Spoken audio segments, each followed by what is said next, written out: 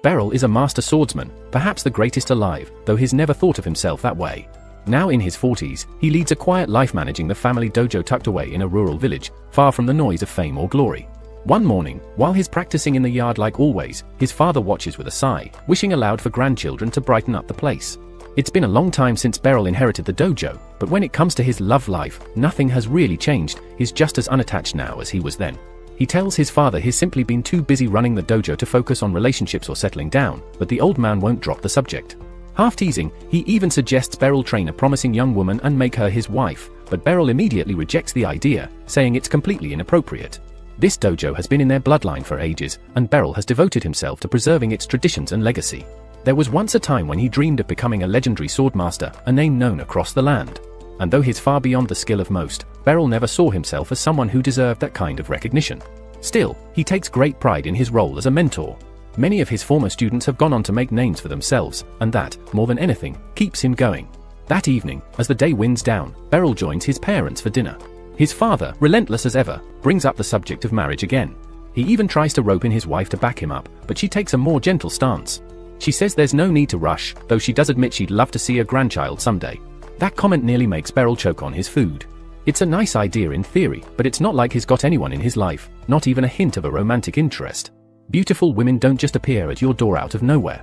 Except, right on cue, there's a knock.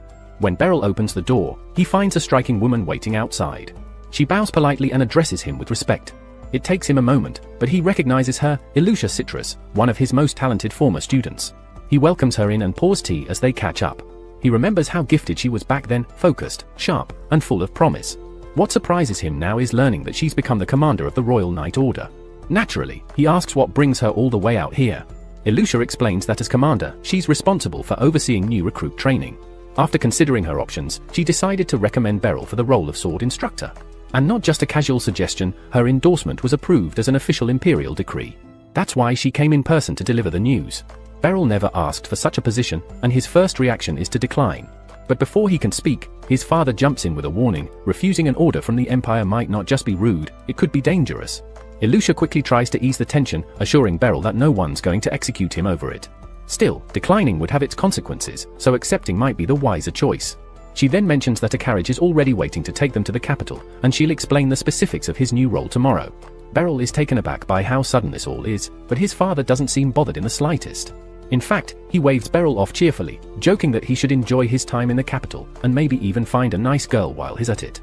To make things more awkward, he loudly suggests that Aluchia wouldn't be a bad option.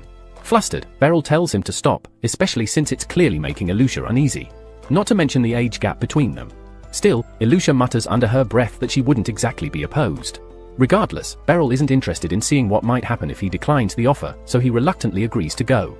On the carriage ride, he notices something familiar. Aluchia is carrying the same sword he once gave her. It's the standard blade he presents to every student who completes training at his dojo, a symbol of achievement. Somehow, she's kept it in perfect shape all these years. He finds it touching that she's held onto it, though he admits he never thought such a basic weapon was worthy of a knight commander. He suggests she could easily get a better one made, but Aluchia disagrees. She insists the sword is just right for her. Beryl figures she's saying that out of lingering respect, like she still puts too much value in things from her former teacher. But to him, he's just an ordinary swordsman. He doesn't see himself as someone qualified to hold a prestigious teaching role. That's when Aluchia grins and teases him, saying it's about time the country-born sword instructor made his appearance in the capital. Beryl gives her a confused look, wondering who she's even talking about. He's not a bumpkin, and he certainly doesn't think of himself as a swordmaster, but she disagrees. Whether he accepts it or not, his name has spread among sword fighting circles. Many of his students have gone on to become respected fighters and adventurers. In certain circles, he's somewhat of a legend, though she admits she's not a fan of the nickname people have given him. Beryl laughs it off, not really buying into it. In his eyes, Aluchia's probably the only one who still believes he's anything special. Before long, they reach the royal capital. Aluchia drops him off at a quiet inn, telling him to rest up, she'll be back in the morning to collect him. And sure enough, she returns as promised and brings him to the castle, where he's formally introduced to the Knight Order. Standing before the assembled recruits, Aluchia proudly declares that Beryl's skill is so great that even she wouldn't stand a chance against him. The recruits should consider themselves lucky to train under someone like him. Not everyone seems impressed, though some of them exchange skeptical looks, and one recruit in particular doesn't bother hiding his dissatisfaction. It's obvious that not all of them believe he deserves the role. Later, as Beryl and Aluchia stroll through the castle halls, she congratulates him on officially becoming a special instructor. She explains that his schedule won't be too demanding, he'll only need to train the recruits a few times each month. That way, he can keep things running smoothly at the dojo without throwing his routine into chaos. Just then, a girl rushes over, practically glowing with enthusiasm. She calls out to him with a cheerful "master," like she's been waiting forever to reunite, and in her case, she kind of has. Her name is Kiruni, and she was once a student of Beryl's, about 2 years ago. He remembers her ambition clearly, she dreamed of becoming a knight. Now here she is, wearing the trainee armor of the Knight Corps, one step closer to her goal. Though she's still far from full knighthood, she's thrilled to be back training under Beryl's guidance. Aluchia is just as excited, seeing a familiar face returning with such determination. Later that day, Beryl makes his way home, expecting a quiet night. But as he opens the door, he's greeted by a familiar presence, another one of his old students. It's Randreed, and this time he isn't alone. Randreed has brought along his wife and their newborn child to introduce them. Beryl is genuinely happy to see how well things have turned out for him, but before he can say much, his father cuts in with his usual bluntness. He jokes, though not entirely likely, that Beryl shouldn't come back until he's settled down with a wife and child too, just like Randreed.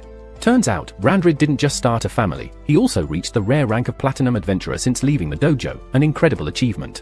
But now that he's become a father, Randreed has decided it's time to hang up his gear and return to the village life. Beryl is surprised that someone would walk away from such a prestigious title, but at the same time, he understands, adventuring and family life don't always mix well. During their talk, Randreed casually mentions he plans to help out at the dojo. Beryl, a bit puzzled, asks what he means, and that's when his father drops the real news. He's already decided Randreed will take over as the dojo's new instructor, meaning there's no need for Beryl to stay. In other words, Beryl's just been ousted from his own home, even though technically, the property belongs to him. The following day, Beryl fills Aluchia in on the whole situation. He admits he's going to need a new place to live in the city. The inn he stayed at the previous night was way too upscale to be a long-term option, so he's hoping to find something more affordable. Aluchia immediately offers to help him search. Half teasing, she suggests he could stay at her place, but Beryl quickly declines, saying it wouldn't be proper. The disappointment on her face is clear, though she doesn't press the issue. Trying to keep things upbeat, she asks if he'd at least like to grab a meal together. Beryl agrees, and the two start making their way to a nearby restaurant. But before they get far, someone suddenly yells at Aluchia, accusing her of being inappropriate for walking around with a man and calling him master in public. The voice belongs to a young woman who clearly has some past with Aluchia, and not a good one. She's visibly offended that the Knight Commander would be seen casually walking with what she sees as a nobody. Beryl, wanting to avoid trouble, lowers his gaze and says nothing. But the girl won't leave it alone. She steps right up to him and pulls down his mask, demanding to see his face. The moment she gets a look at him, her entire expression changes. She calls him master, too. Beryl, caught off guard, doesn't recognize her at first. But she quickly reminds him her name is Serena, and years ago, he saved her and taught her the basics of swordsmanship.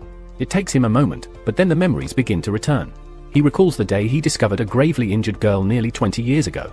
Taking her under his care, he nursed her back to health and introduced her to the fundamentals of swordsmanship. Time passed, and their paths diverged, with no contact in over 10 years.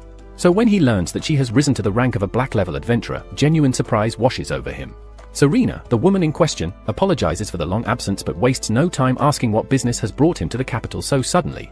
Aluchia quickly answers, explaining that Beryl has been assigned the role of a special instructor for the Knight's Order, and she's been helping him search for accommodation. Before she can say more, Serena jumps in, arguing that she'd be far better suited to the task.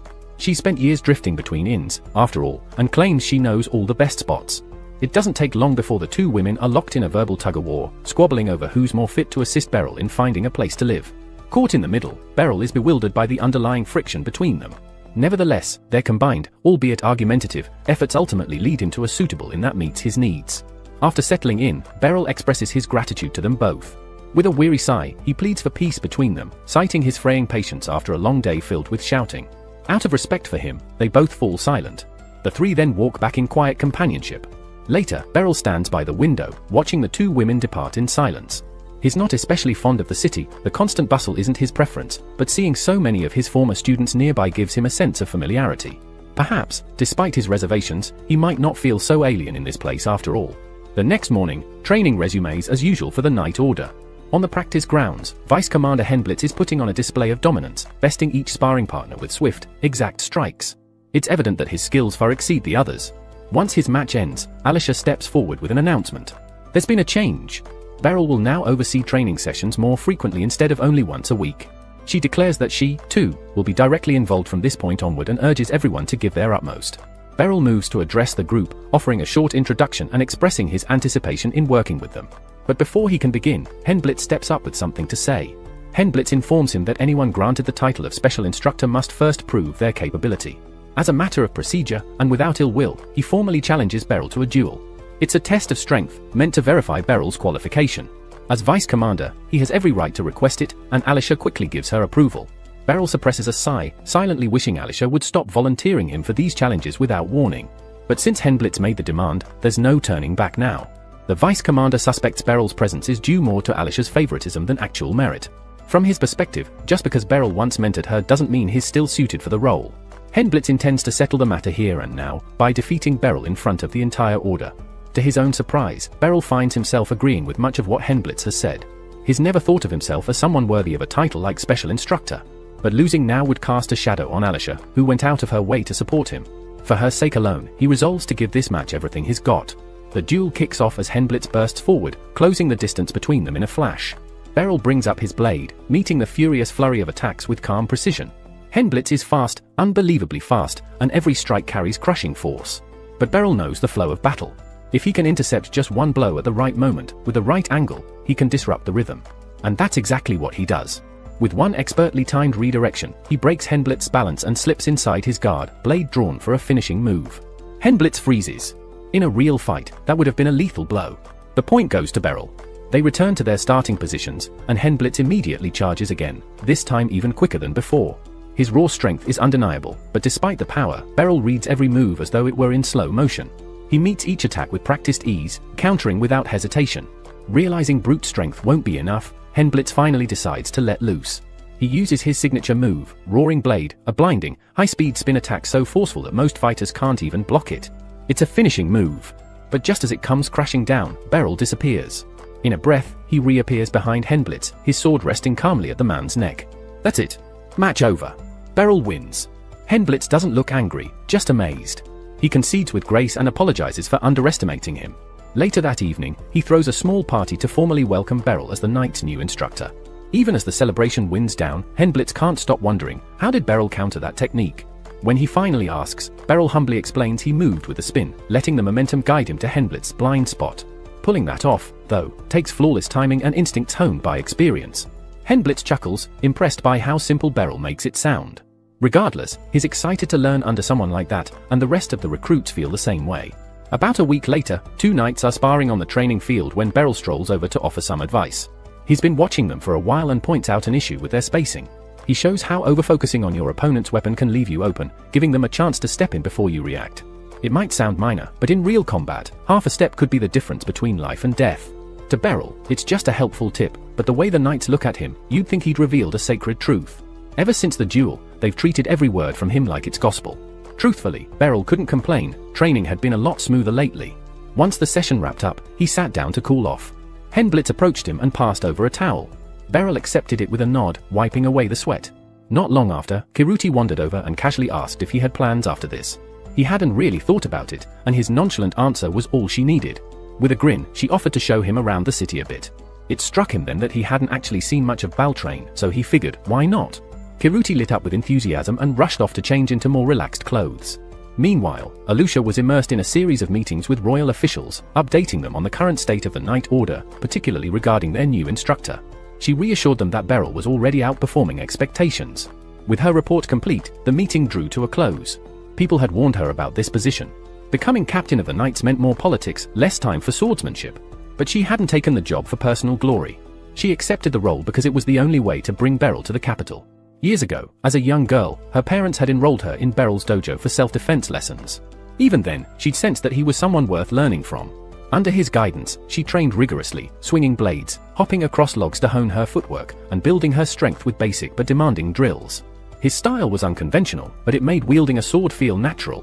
One day, he invited her to spar, and she jumped at the chance, eager to display her progress. But the moment their duel began, she realized there was no gap in his defense.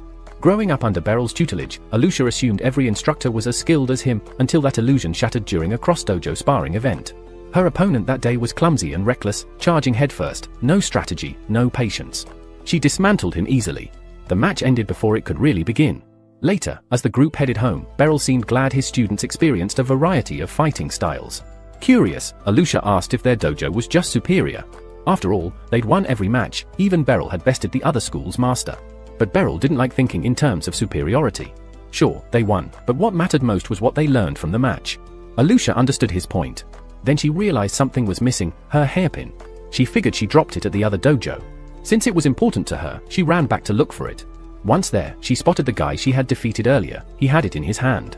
For a moment, she thought he'd return it without a fuss. But of course, it wasn't that simple. Instead, he tossed it inside the dojo and said if she wanted it back, she'd have to fight everyone there. He might have lost one-on-one, but now he had backup, and he was sure the odds were in his favor. Given how poorly trained those boys were, Aluchia could have easily taken them down herself. But she remembered Beryl's teachings. He wouldn't want her using her skills to fight out of ego. So instead, she planted her feet, ready to take the blow rather than retaliate. Just before the sword could strike her, Beryl stepped in and took the hit in her place. The attack didn't do much to him, though he flinched slightly.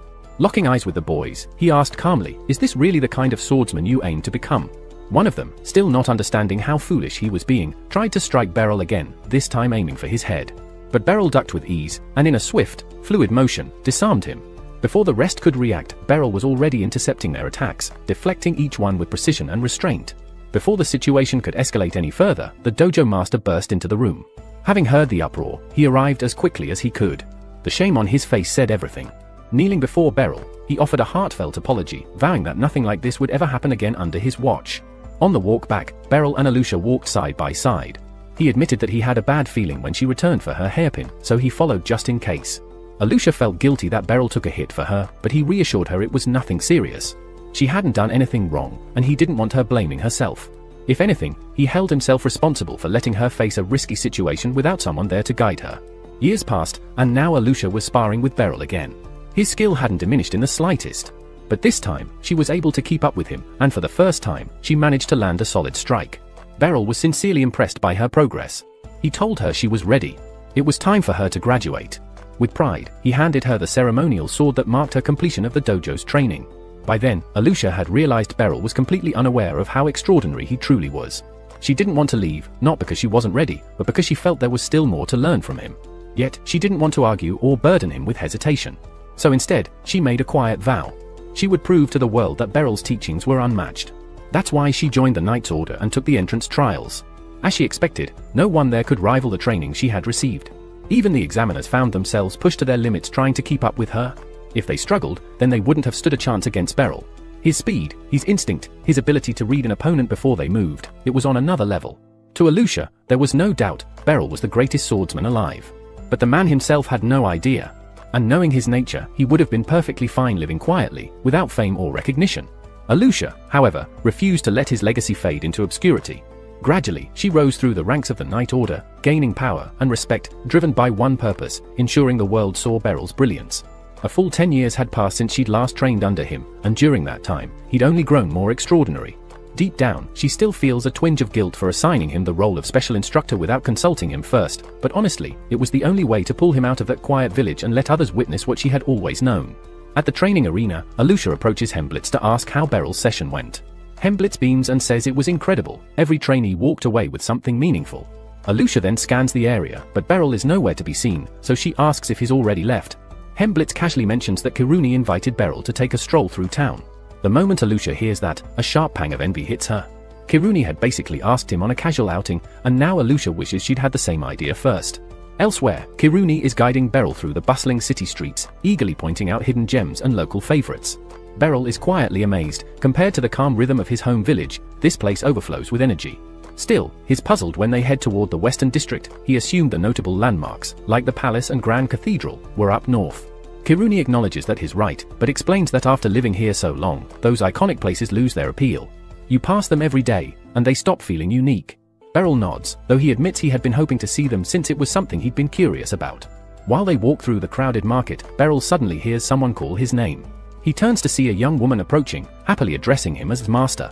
Clearly, she trained under him at some point, but for the life of him, he can't recall who she is. She seems to know Kiruni well too, but that doesn't jog his memory. Disappointed, the woman gestures toward the sword at her hip, offering a clue. She's one of his former students. Beryl thinks hard, then it hits him. Her name is Fee Sale. She had trained at the same dojo as Kiruni years ago. Back then, she looked so different, it's no wonder he didn't recognize her immediately. It's been 5 years since they last met, and time has clearly transformed her. Judging by her uniform, she's done well, now serving as a high-ranking officer in the capital's magic corps. Beryl is proud, though caught off guard, he doesn't remember ever teaching her anything related to magic. This new path of hers is a surprise. Kiruni asks if Fissel's running errands, and she says she's here to pick up some magical equipment. Beryl looks puzzled at the term, so Fisel shows him a device and explains that it's designed to let nearly anyone perform magic. She, of course, doesn't need them, her magical skills are already top tier. Beryl is stunned to hear that. He always knew she had talent, but this level of mastery surprises him. Then again, as a member of the Magic Corps, it does make perfect sense. A sudden commotion breaks the street's calm. A woman shouts, her purse has been snatched. Beryl instinctively readies himself to intervene, but before he can make a move, Fisel steps forward with calm confidence. With practiced ease, she draws her sword, infuses it with a surge of magical energy, and releases a sharp arc of force. The energy catches the thief's legs, tripping him hard onto the pavement. Before he can recover, Kirini descends on him like a shadow and pins him down with professional precision. Beryl watches the scene unfold, quietly impressed. The efficiency of their teamwork stands out, but it's Fissel's magic-infused swordplay that truly catches his attention. It's unlike anything he's seen before. She later tells him that she channels her magic into the blade for enhanced close combat, and thanks him sincerely. His sword training helped her adapt her spells for melee efficiency. Beryl feels a warm pride knowing one of his former students turned that foundation into something remarkable. The following morning, Beryl rises early for a peaceful stroll, a habit he's picked up since staying near Ashton Hall. As he walks through the awakening city, someone unexpectedly calls out his name. He turns to find a small girl standing nearby, staring straight at him. Assuming she's lost, Beryl bends down and gently asks if she needs help finding her parents. To his surprise, she snaps at him for treating her like a child. She boldly claims she's the commander of the Magic Corps. Beryl assumes she's just playing pretend, maybe caught up in some fantasy. He chuckles softly, but the girl's glare sharpens. With a flick of her finger, she conjures an enormous fireball, holding it effortlessly in the air. Beryl's amusement fades. No ordinary child could pull off something like that. She introduces herself, Lucy. Despite her youthful appearance, she insists she's far older than Beryl and doesn't take kindly to being mistaken for a kid. Apparently, Fisel had spoken highly of him, almost like a legendary mentor, and that piqued Lucy's interest enough to seek him out. She's clearly impressed by what Fisel became under his tutelage and wants to size him up. Beryl brushes off the praise, crediting Fissel's growth to her own dedication and not his involvement. Still, out of courtesy, he continues walking with Lucy. Eventually, she steers him into an open plaza, a telltale sign for any experienced adventurer. She mentions that she trains daily but rarely finds worthy sparring partners. Now that she's finally met this so-called sword master, she wants a proper duel. Before Beryl can object, Lucy hurls a burst of flame in his direction. He's forced to leap back to avoid it. Clearly, she's not asking, this is happening. Beryl sighs, drawing his sword with reluctant readiness. Lucy wastes no time. She launches another massive fireball, forcing Beryl to dodge and sprint across the plaza, slipping between blasts and parrying with measured precision. Each explosive strike meets nothing but air or steel. Realizing her fire assaults aren't enough, Lucy changes her approach. 3 massive orbs of ice materialize above her and launch toward him with thundering force. Despite their massive forms, Beryl effortlessly cleaved through each one with a single, fluid swing of his blade. Watching his remarkable swordplay unfold in real time, Lucy's interest in their clash only deepened. Yet Beryl, eager to end things quickly, lunged at her, his intent not to injure, but to render her unconscious with a well-placed strike from his sword's hilt. Before he could close the distance, Lucy ignited in a sudden blaze, forcing Beryl to leap backward to avoid the searing heat. In that moment, Lucy genuinely feared she'd lose if she let him get too close. Beryl, on the other hand, silently wished he had some magic at his disposal, realizing how difficult it was to handle spells with nothing but steel. But Lucy wasn't about to relent. With a playful smirk, she conjured more fireballs, this time flinging them behind Beryl, steering his movement as he darted and weaved across the field. The sight of him scrambling amused her. It was clear this was Beryl's first real encounter with a magic user. He had no solid tactics prepared. Eventually, the barrage eased, giving him a moment to breathe.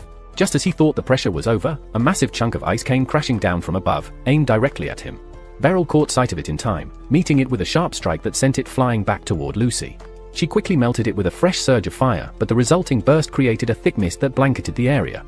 Seizing the moment, Beryl surged forward through the fog to land a critical hit, but was knocked away by a sudden blast of lightning from Lucy.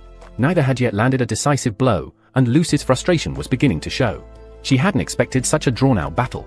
Realizing it was time to finish this, she paused, and Beryl, sensing an opening, started forward. But he froze mid-stride when Lucy summoned a swirling void of dark energy. Beryl didn't know exactly what it was, but instinct warned him not to approach. He stood still, keeping his guard up. After a tense silence, Lucy let out a breath and dispelled the ominous magic. Seeing Beryl remain calm despite such a threatening spell made her realize the fight was unnecessary. With a sheepish tone, she admitted she'd gone overboard and offered to end the duel. Beryl, now visibly relieved, accepted her apology. Facing someone like Lucy had been exhausting. His curiosity got the better of him, though, and he asked what the spell would have done had she unleashed it. With a casual shrug, Lucy explained that it might have torn his body apart. Still, she now understood why Fiesale held Beryl in such high regard. Most people would have collapsed in fear just from seeing it. It was rare for her to meet a swordsman who could remain so composed under pressure. Feeling genuinely sorry for dragging him into such a difficult encounter, she invited him to visit the Magic Institute sometime soon, promising to make it up to him personally. That afternoon, Beryl returned to his routine, once again guiding the students through their training sessions at the hall. During his break, Beryl happened to run into Fiesale in the hallway, who had come to deliver some healing potions from the Magic Institute. She offered one to Beryl, apologizing for Lucy's earlier behavior. Beryl hesitated, knowing how expensive healing potions could be, but Fiesale reassured him it was on the house. Beryl admitted that, up until now, he had almost convinced himself that Lucy was just a normal young girl. Fiesale laughed and explained that Lucy used magic to maintain her youthful appearance, and her true age was a mystery. Despite this, Beryl couldn't help but be amazed by how someone so small could wield such power. He confessed that he genuinely feared for his life during their duel and had no intention of facing another wizard anytime soon. Fiesale, however, assured him that Lucy was an exceptional case. Most wizards couldn't cast spells as quickly or continuously as she could. Fiesale was confident that Beryl could easily hold his own against the average wizard. At that moment, Aluchia arrived and interrupted their conversation, informing Beryl that he had a special request waiting for him. Curious, Beryl followed her to another room, where they found Serena. She explained that the Adventurers Guild had specifically asked Beryl to oversee special training sessions for the newest adventurers, preparing them for their first dungeon exploration. The mention of rookie adventurers reminded Beryl of his own youthful aspirations. Once, he had dreamed of becoming an adventurer, eager to discover the treasures hidden in dungeons. But that dream had ended quickly when he was soundly defeated by monsters on his first day and ran back home with his pride shattered. He shared his concerns with Serena and Aluchia, pointing out how dangerous adventuring was. But that was exactly why they wanted him to handle the training. They assured him that all the preparations had already been made, and the task would not interfere with his current duties as a special instructor. In other words, there was nothing stopping him from accepting. Ultimately, the decision was his, so Serena suggested he meet with the guildmaster to discuss the job. The Adventurers Guild was nearby, so she led Beryl there immediately. When they entered the guildmaster's office, Beryl was surprised to find Lucy sitting on the couch, waiting for him as if it was completely normal. Apparently, she had heard about the job offer, and since she was close with the guildmaster, she rushed over to meet him again. A moment later, the guildmaster, Nidus, greeted Beryl warmly. After hearing so many positive things about Beryl from both Serena and Lucy, Nidus was certain they had found the perfect candidate. Beryl tried to remind him that he hadn't agreed to take the job yet, but Nidus cheerfully ignored his objections. Nidus gestured to his assistant Megan, instructing Beryl to speak with him about the details of the position. However, before they could go any further, Megan asked Beryl if he had any previous experience as an adventurer. Beryl's honest no to Megan's question left her uncertain about his qualifications to teach new adventurers. Beryl secretly hoped her skepticism would give him an excuse to turn down the offer, but it only riled up Serena and Lucy, who had strongly supported him. Megan calmly clarified that she wasn't questioning Beryl's reputation out of disrespect, but out of concern for the safety of the adventurers, especially since strange monster activity had been reported. Magnus, understanding Megan's point, asked what Beryl would need to do to prove his worth. Megan suggested that if Beryl could defeat Serena in a duel, she would recognize his qualifications. Serena eagerly agreed, leaving Beryl with no way to back out. With the decision made, Nidus set up the duel immediately. Soon, the training grounds were filled with a lively crowd, eager to see the renowned Serena in action and curious about her opponent. Serena, thrilled at the chance to spar with her mentor, stood ready, excited for the challenge. Serena's past was a painful one. When she was young, her family was traveling with a merchant caravan. Tragedy struck when the caravan was ambushed by a monstrous beast that destroyed their carriage. In a desperate attempt to save her, Serena's parents threw her off a cliff, leaving her as the sole survivor. When Serena regained consciousness, the first face she saw was Beryl's. He took her to his home, where he tended to her injuries. Once she was stable, he gently asked about her background, but Serena broke down when the topic of her parents came up. Seeing her distress, Beryl reassured her to rest and not worry about it. With nowhere else to go, Beryl turned to his parents for help. They welcomed Serena into their home, agreeing to care for her until a permanent solution could be found. Over time, Serena became part of the family. Initially shy and withdrawn, she found comfort in Beryl's presence. One day, Beryl was training with his sword outside when he noticed Serena watching him. He invited her to join him, hoping it might help her open up. Serena eagerly accepted, and from then on, she trained with Beryl whenever she could. As Beryl patiently taught her swordsmanship, their bond grew stronger. Soon, Serena was so committed to her training that she would often arrive early, sword in hand, ready for the day's lessons. Beryl, pleased with her dedication, welcomed her into his class, happy to see how much she had grown. Serena had found a new family in Beryl, and she would have been content to stay by his side forever. Years passed, and Serena had grown into a skilled, gold-ranked adventurer. The path that led her here started long ago when a family came forward to adopt her. Although Beryl and his parents agreed that it was best for her future, Serena didn't want to leave, torn between her desire to stay and her sense of not wanting to burden Beryl. With a heavy heart, she left, thanking him for everything. Time moved on, and she became one of the finest in her field. On an escort mission, Serena's caravan was ambushed by bandits led by a renowned swordsman. Her teammate warned her to be careful, but before the warning could fully leave his lips, Serena was already charging into battle. In moments, she had wiped out the entire group of bandits without so much as breaking a sweat. She had two motivations for becoming an adventurer. One was to ensure that no one had to suffer the same fate she had, and the other was to honor Beryl's teachings by putting her newfound skills to use. And now, after 2 decades, she had the chance to face her old mentor in a duel, eager to show him how far she had come. Though Beryl wasn't thrilled about the duel, the gleam of excitement in Serena's eyes couldn't be ignored. As her former master, he knew it was his responsibility to give her a fight that would make a lasting impression. The duel began, and Serena rushed in, her swords flashing in a flurry of swift, precise strikes. Her speed was impressive, but Beryl kept up with each move, blocking or dodging every attack without effort, leaving her unable to land a hit. Serena's enthusiasm only grew as they clashed, savoring the challenge of fighting someone who wasn't holding back. Beryl, on the other hand, couldn't help but feel proud. Serena had clearly dedicated herself to honing her skills over the years, and it was evident in her refined technique. But there was still something in her form that wasn't quite right, a slight stiffness in the way she swung her left hand. It was subtle, but enough for him to exploit. With pinpoint precision, Beryl disarmed her in a fluid motion, sending her sword flying from her grip. Serena tried to respond with a quick strike from her other sword, but Beryl was faster. He swept her legs from under her, leaving her flat on the ground, his blade hovering just above her neck. The duel was over. The audience erupted into applause, and Mijin approached Beryl, apologizing for ever doubting his abilities. Beryl waved it off, understanding the skepticism of someone who had never seen their teacher in action before. With newfound respect, Mijin offered Beryl a position as the guild's special instructor, which Beryl accepted. The very next morning, Beryl found himself standing at the entrance of a dungeon with his new students, Porter, Midri, and Sarlacats. As they ventured in, Sarlacat's magical watch began to glow, signaling the presence of 6 monsters ahead. The students readied themselves for battle, and while Beryl and Serena stood back, watching over them, the 3 adventurers quickly engaged the goblins. Their teamwork was flawless, and the monsters were defeated swiftly. Deeper into the dungeon, everything continued smoothly, and soon they had explored every corner without any major incidents. However, as they made their way back to the entrance, Beryl felt an unsettling sensation. Something wasn't quite right. There seemed to be fewer monsters than he had anticipated. As Porter moved toward the dungeon's exit, his magic watch suddenly shattered with a violent crack, signaling the presence of a force far beyond its detection limits. Beryl's urgent shout to warn Porter came too late. An unseen threat grabbed him, inflicting severe wounds while leaving him barely clinging to life. Beryl and Serena knew they couldn't help Porter immediately. They had to deal with the powerful creature first, and that wouldn't be easy. Before them stood a Xenograbil, a legendary monster infamous for its terrifying strength. Even the most experienced adventurers would struggle to survive a confrontation with one, yet there was no choice but to fight. Beryl and Serena steeled themselves for the battle ahead. Beryl couldn't help but regret taking on this assignment, but at least Serena was here with him.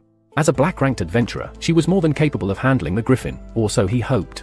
While she took care of that, Beryl intended to rush to Porter's aid. However, before he could even grab a healing potion, Serena, thinking the same thing, gave him a quick high five and declared that she would handle Porter.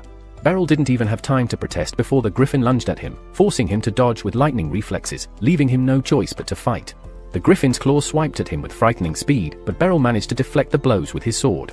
Seizing an opening, he aimed for the Griffin's legs, only to find the creature's scales nearly impenetrable. His strike had no effect.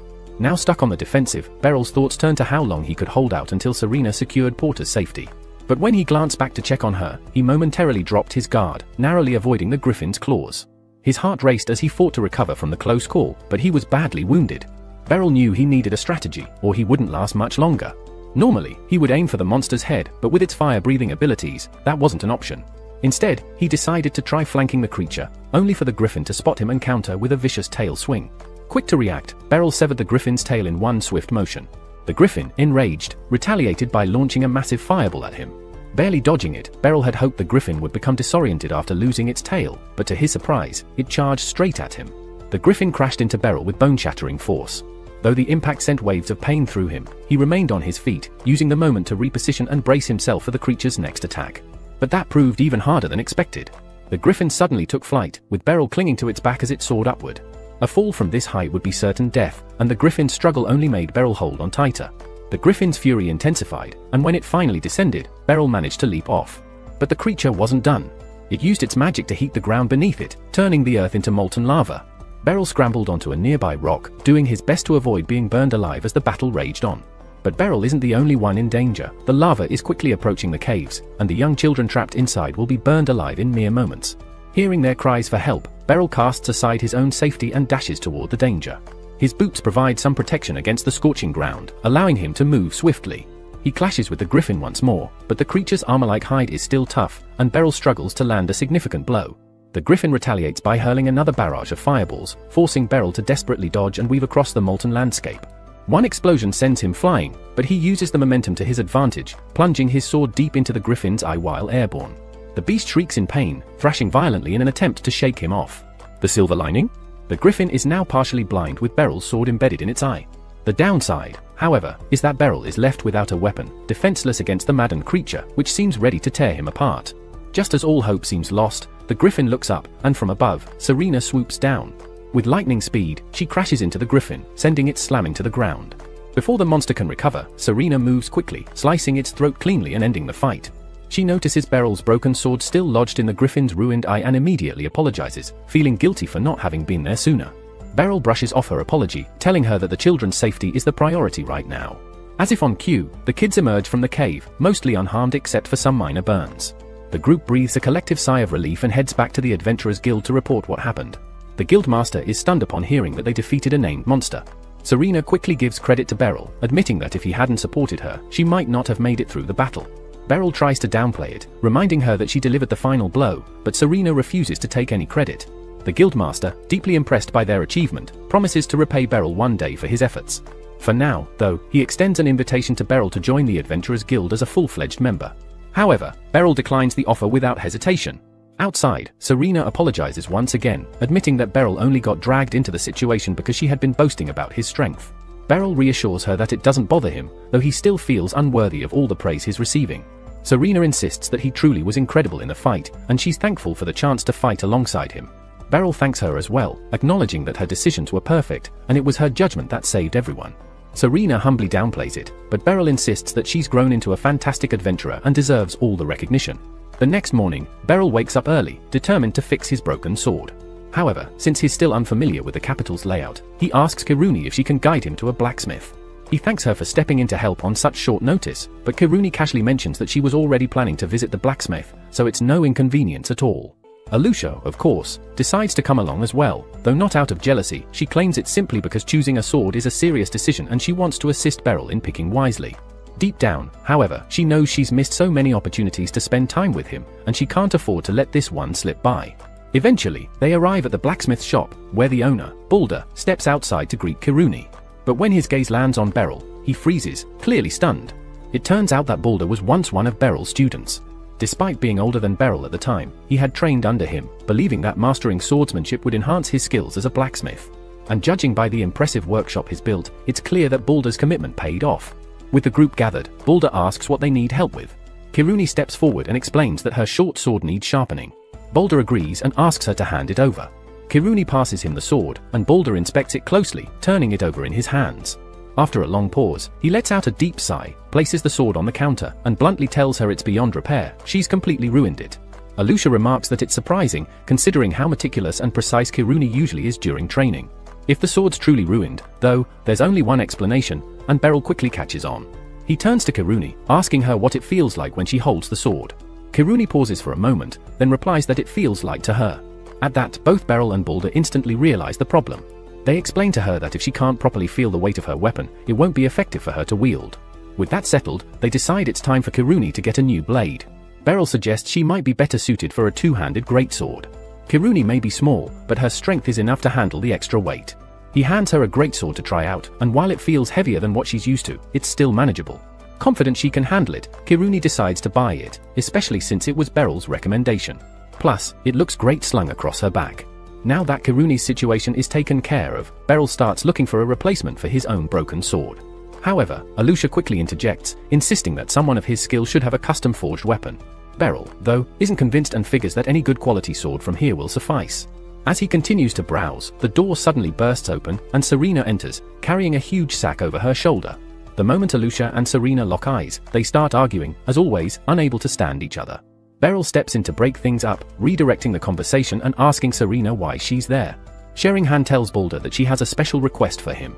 She slams a sack onto the counter, opening it to reveal a griffin's leg, proof of their victory. She asks him to forge a long sword from it. Balder is taken aback, as it's the first time someone has asked him to craft a sword from a named monster's remains. Though surprised, he's also curious why Serena would want a long sword, considering she's known for her twin blade style. Serena clears this up by saying the sword isn't for her, it's meant to be a gift for Beryl. Beryl protests, saying he doesn't deserve such a fine gift. He insists Serena should keep it, since she dealt the final blow to the griffin. But Serena is firm, saying that the sword is the least she can do to make up for Beryl losing his weapon in the fight.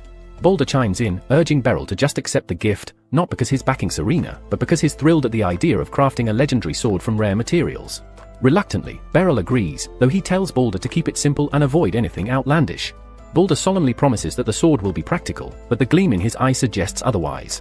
Balder estimates it will take a week to finish, and Beryl is fine with that. With errands done, Beryl suggests leaving, but Kiruni steps forward with a request. The scene shifts to the dojo, where Kiruni, holding a wooden replica of a greatsword, asks Beryl for private training. Beryl explains that the greatsword has two main advantages, its ability to deliver devastating strikes with wide, lateral swings and its enhanced control when gripped by the Ricasso. As Kiruni practices, she recalls her old training under Beryl, memories of perfecting basic forms with him at her side. Later, Beryl is walking home alone when a child approaches him. She tries to steal his wallet, but he catches her wrist before she can get away. In retaliation, the girl blasts him with fire magic, forcing Beryl to release her. She escapes into the night, heading to a dilapidated building filled with rough men gambling and drinking. She tosses a small pile of stolen money onto a table, but the men complain about her haul. Their leader silences them, warning that MUI knows better than to slack off, as she understands the consequences. MUI remains expressionless, knowing all too well how brutal her boss can be. But then she realizes something's wrong, she's lost something important. In her haste to escape, she dropped a ring. Beryl now holds it in his hand, unknowingly making his way toward an important discovery. The following morning, inside the bustling training hall, Kiruni tirelessly hones her skills with a recently acquired greatsword, its weight still unfamiliar in her grip. At the opposite end, Hemblitz engages in yet another sparring match with Beryl. Despite his persistence, Hemblitz hasn't managed to land a single clean hit on Beryl. Now, making one final attempt, he charges in and feigns a heavy downward strike, only to shift his blade at the last second toward Beryl's torso. It's a smart move, but Beryl effortlessly reads the maneuver and counters with ease, leaving Hemblitz bested once again. Breathing heavily, Hemblitz thanks Beryl for the spar, who in turn acknowledges his rapid progress. The tactic was sharp, just not quite fast enough. As Hemblitz catches his breath, his gaze drifts toward Kiruni. He remarks on her gutsy decision to switch to an entirely new weapon, noting the promising strength she displays even with limited experience. Their improvement isn't just personal. It serves a greater purpose. The Knight's Order must bolster its combat readiness in preparation for a confrontation with a dangerous gang called the Dark Hand of Twilight. Recently, these outlaws have begun operating within the capital itself, stirring unrest and drawing the attention of both the Royal Guard and the knightly ranks. With the thieves' base nearly uncovered, plans for an all-out raid are underway. Success will require every available fighter, and Kiruni's raw power could be invaluable. Still, Hemblitz jokingly adds that Beryl could probably handle the entire gang alone if he wanted to. But Beryl clearly has no desire to get involved with petty crooks. Hemblitz assures him the knights are more than capable of handling it themselves, which Beryl is more than happy to hear. He's never had much interest in tracking down common criminals. Just then, Beryl finds himself staring at a ring in his hand, the same one he took from the pickpocket the day before. He wonders if it could serve as a clue. Before he can say anything, Kiruni spots it and jumps to a wild conclusion: Beryl's planning to give it to someone special. Hemblitz raises an eyebrow, clearly thinking the same. Kiruni then bursts into laughter, teasing that if it's for Aluchia, he might want to find a ring that doesn't look like it was made for a child. Beryl, visibly confused, tries to stop the growing misunderstanding and finally clarifies. The ring isn't a gift. He explains that he was nearly robbed yesterday. Some girl tried to pickpocket him. He caught her just in time, but she escaped after blasting fire magic in his direction. Kiruni finds that odd. If the thief really had access to magic, there'd be no reason to steal. Anyone with that kind of power could attend the Magic Academy without paying a single coin, all expenses covered. Hemblitz offers a theory: maybe the flame was produced by a magical artifact rather than true spell casting. Regardless, he asks what Beryl plans to do with the ring. Beryl shrugs and says he has no interest in keeping it. If it was stolen, he'd rather see it returned to its rightful owner. Taking Hemblitz's advice, Beryl heads over to the Knight Order's front desk and deposits the ring there, officially washing his hands of the situation. With that done, he considers the matter closed. After all, the thief didn't actually manage to steal anything from him, and he certainly has no desire to go chasing after her. Still, her expression when he'd caught her lingers in his mind more than he'd like to admit. Later on, as he wanders through the city, Beryl begins browsing property auctions, realizing he can't keep living out of inns forever. However, the staggering prices make his head spin. While his income as a knight technically covers it, dropping that much money feels excessive. As he mulls it over, he notices a girl behind him, anxiously scanning the crowd. Curious, he steps closer to ask if she needs help. When he sees her face clearly, he instantly recognizes her, the same girl who had tried to rob him the night before. He casually brings up the ring, wondering aloud if that's what she's looking for. At his words, the girl lashes out at him, assuming he's taken it. Not wanting a public scene, Beryl urges her to calm down. He explains that the ring has already been handed in at the Knight Order's desk and that he no longer has it. Obviously, she wouldn't be able to just stroll in and claim it herself. Then he asks her straight out if she had actually stolen it. After all, her desperate effort to get it back suggests it holds some deep significance. She replies firmly that she didn't steal it, and that's enough for Beryl. He tells her to come with him so he can help her recover it. Although she's hesitant, he points out that without his help, she'll have a hard time proving the ring belongs to her. With a reluctant sigh, she agrees to go with him, though her sour expression shows exactly how she feels about it. When they arrive at the Knight Order headquarters, Beryl retrieves the ring, but before handing it over, he asks for a quick word with her. Just then, Aluchia appears, and upon seeing the two together, she jumps to conclusions, assuming MUI is some illegitimate daughter Beryl's been hiding. He quickly shoots down that idea. They all go inside, where Beryl explains everything in detail to Aluchia. Once she understands the situation, she asks him what he wants to do about MUI. Ordinarily, Aluchia would be expected to arrest someone for theft, but Beryl clearly doesn't want that. Instead, he asks MUI if she'd be willing to give up pickpocketing in exchange for her freedom. Rather than lie or dodge the question, she simply demands the ring back. Her bluntness makes it clear she has no intention of changing, but her refusal to lie about it strikes Beryl as oddly sincere, like a thief who's honest in her own way. Aluchia recalls hearing rumors that MUI had used magic during an altercation with Beryl. Curious, she questions whether MUI wielded a magical artifact or if the ability was her own. MUI responds that she cast the spell herself. Hearing this, Aluchia explains that if MUI truly possesses innate magical ability, the noble Kingbin would gladly assume responsibility for her care, meaning she wouldn't have to resort to theft anymore. MUI starts to slowly lower her guard and opens up, eventually admitting that she can't stop pickpocketing because she desperately needs $5 million. She confesses that her boss made her a promise: if she gives him that specific amount, he'll use magic to bring her sister back from the dead.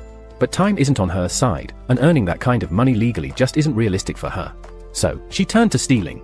Beryl immediately realizes that her so-called boss is manipulating her. Resurrection magic isn't real. Still, he knows telling her that right now won't change her mind. Aluchia then excuses herself, saying there's something urgent she needs to check on. With just the two of them left, Beryl gently asks if she wants something to eat. MUI declines, but her hunger is clear.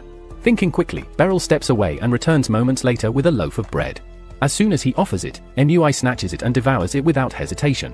Watching her eat, Beryl feels a quiet sense of relief.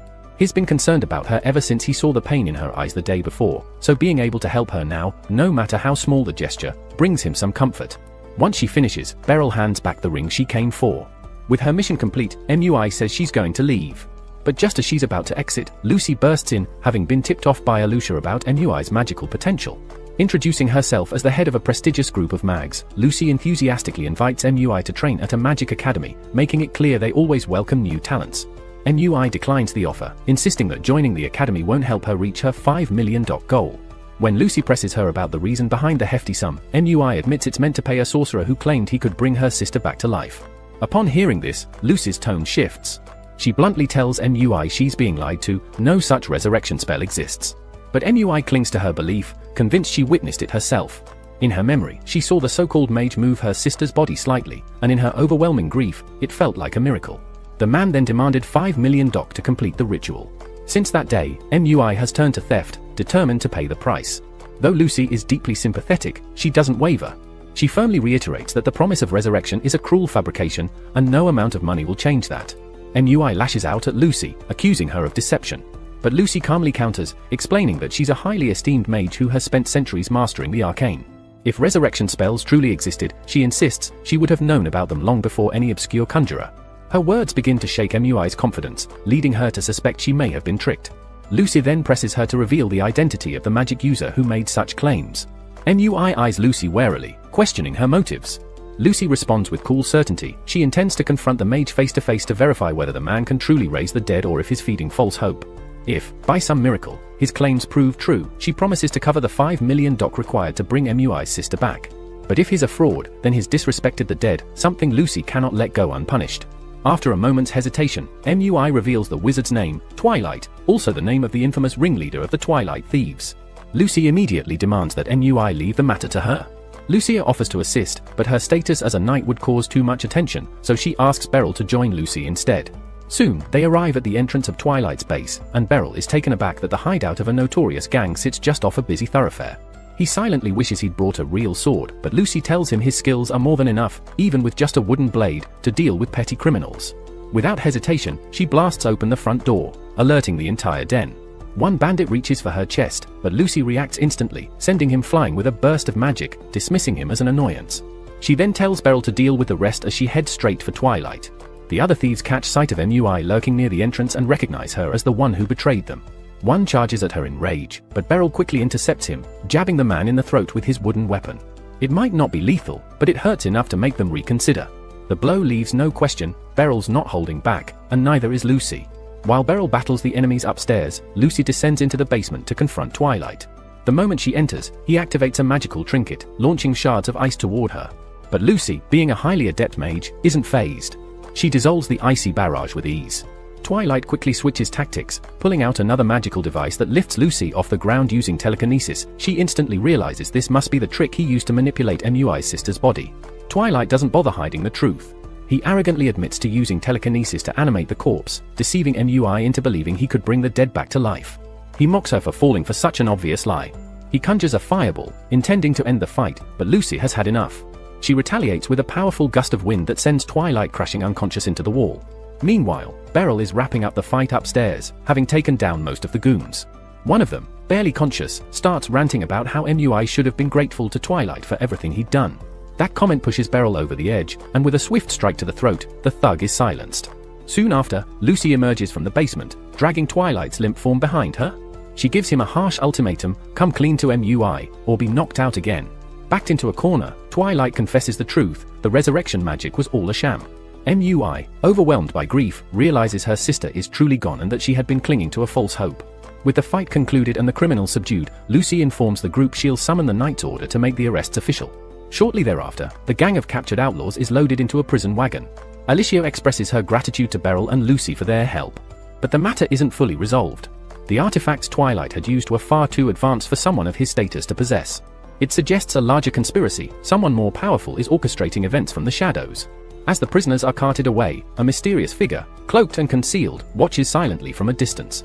The stranger lifts a hand toward the wagon, and moments later, Twilight's body glows ominously from within. He dies in agonizing pain, silenced permanently. Later, the hooded man reports to his superior, confirming Twilight's elimination via a magical implant. The Pope, hearing the news, is satisfied. He still intends to repurpose the corpses Twilight had stockpiled for his own version of a so-called miracle, and nothing will stand in his way. That concludes the episode. Stick around and subscribe for what comes next. The following day, after Beryl wrapped up his training with the Knights, Aluchia approached him with urgent news. She told him that during Twilight's escort the previous day, he suddenly exploded without any sign or trigger, leaving behind nothing but a mysterious magical device. The Magic Corps had taken possession of it and were currently investigating its origins, though no useful information had surfaced yet. When Beryl inquired about the missing bodies Twilight had been overseeing, Aluchia explained that she'd already questioned his subordinates, but none had any idea what he had done with the corpses. All signs suggested that Twilight had been acting on someone else's orders. Their priority now was uncovering who had been pulling the strings. Later that day, Beryl visited the smithy to collect his newly forged sword, and he was honestly stunned by how beautifully it turned out. He was eager to try it out during his next session with Kiruni, but as he made his way toward the training hall, he noticed Lucy standing out front, clearly waiting for him. From her expression, he could tell it wasn't a casual visit. She told him there was something important she needed to talk about and invited him to her home for a private discussion. Not long after, they arrived at her residence, and Beryl was floored. He had no idea she lived in such an impressive mansion. While they walked through the entrance, Beryl asked about Mui, and Lucy replied that she was still working on convincing her to take up magic studies. Once inside, Lucy poured herself some tea before introducing Beryl to the man seated across from them. His name was Eyebrow Halman, a priest affiliated with the Church of Sohin. Beryl greeted him politely, though he was puzzled as to why someone from the church would be there. Lucy explained that all the magical tools Twilight had been using originated from Sohin, and they'd found their way into his hands because of a corrupt bishop named Rivio Salin. In return for supplying Twilight with those devices, Bishop Rivio demanded he be provided with dead bodies. Suddenly, the reason behind Twilight's abrupt death by magical device made sense, but Beryl still couldn't understand why Rivio would want corpses in the first place. Eyebrow went on to explain that in the teachings of the Sohin Church, magic is considered a gift from the divine. Of all known miracles, the rarest and most sacred is the resurrection of the dead, a feat long thought to be impossible. While Eyebrow himself doubted such a miracle could truly be achieved, it was likely Rivio was secretly attempting to make it happen, which explained his need for the bodies. Given everything Eyebrow knew, Beryl asked why he hadn't stepped in already, but it turned out the situation wasn't so simple. Rivio was currently staying at the Sohin Church situated in the northern part of town, and the Night Order planned to summon him for questioning the next day. Ideally, he would comply, but there was a significant risk he might try to flee across the border. If that happened, and Rivio made it back to Sohin territory, the Knights would have no jurisdiction to pursue him. That's exactly why they're turning to Beryl. They need someone capable of stopping Rivos if he attempts to escape. Normally, either the Knights Order or the Magical Corps could handle such a task, but apprehending a bishop from Sohin by force risks igniting serious diplomatic conflict. Eyebrow lacks the strength to go toe-to-toe with a bishop as well. Beryl, on the other hand, is powerful enough to subdue Rivos and has no official ties to the Kingdom of Libra, which makes him the ideal choice politically. Lucia has already informed Lucia of the situation, and Beryl now has full authorization to use any means necessary. If Rivos tries to flee, if the allegations prove accurate, Lucy wants justice served. While Beryl doesn't have much interest in chasing down a bishop dabbling in resurrection, there's a possibility he could recover the remains of MUI's sister. She's not going to come back from the dead, but giving MUI the chance to say a proper farewell might help her find closure. With that thought in mind, Beryl agrees to take on the mission. Lucy thanks him earnestly and assures him he'll be well rewarded. As Beryl heads out, he nearly runs into MUI, who's just returning from the market. She clearly wasn't expecting to see him and asks what he's doing there. Beryl replies that he stopped in to discuss something with Lucy. Still, he admits he's glad to see MUI and relieved that she seems to be doing alright. MUI, however, struggles to understand why Beryl and Lucy continue to help her. She used to be a small-time thief and even tried robbing Beryl when they first met. Yet they saved her from Twilight, gave her shelter, and kept looking out for her. She couldn't understand why they bothered. Beryl could tell how overwhelmed she was. Her world had been turned inside out in a single night. He told her not to overthink it. No one here would ever manipulate or betray her the way Twilight did. She was safe now, and she had the right to live without fear. When MUI asked if it was really okay for her to just live, Beryl assured her that she more than deserved to move forward. He reached out to pat her head, but she batted his hand away, clearly irritated by being treated like a child.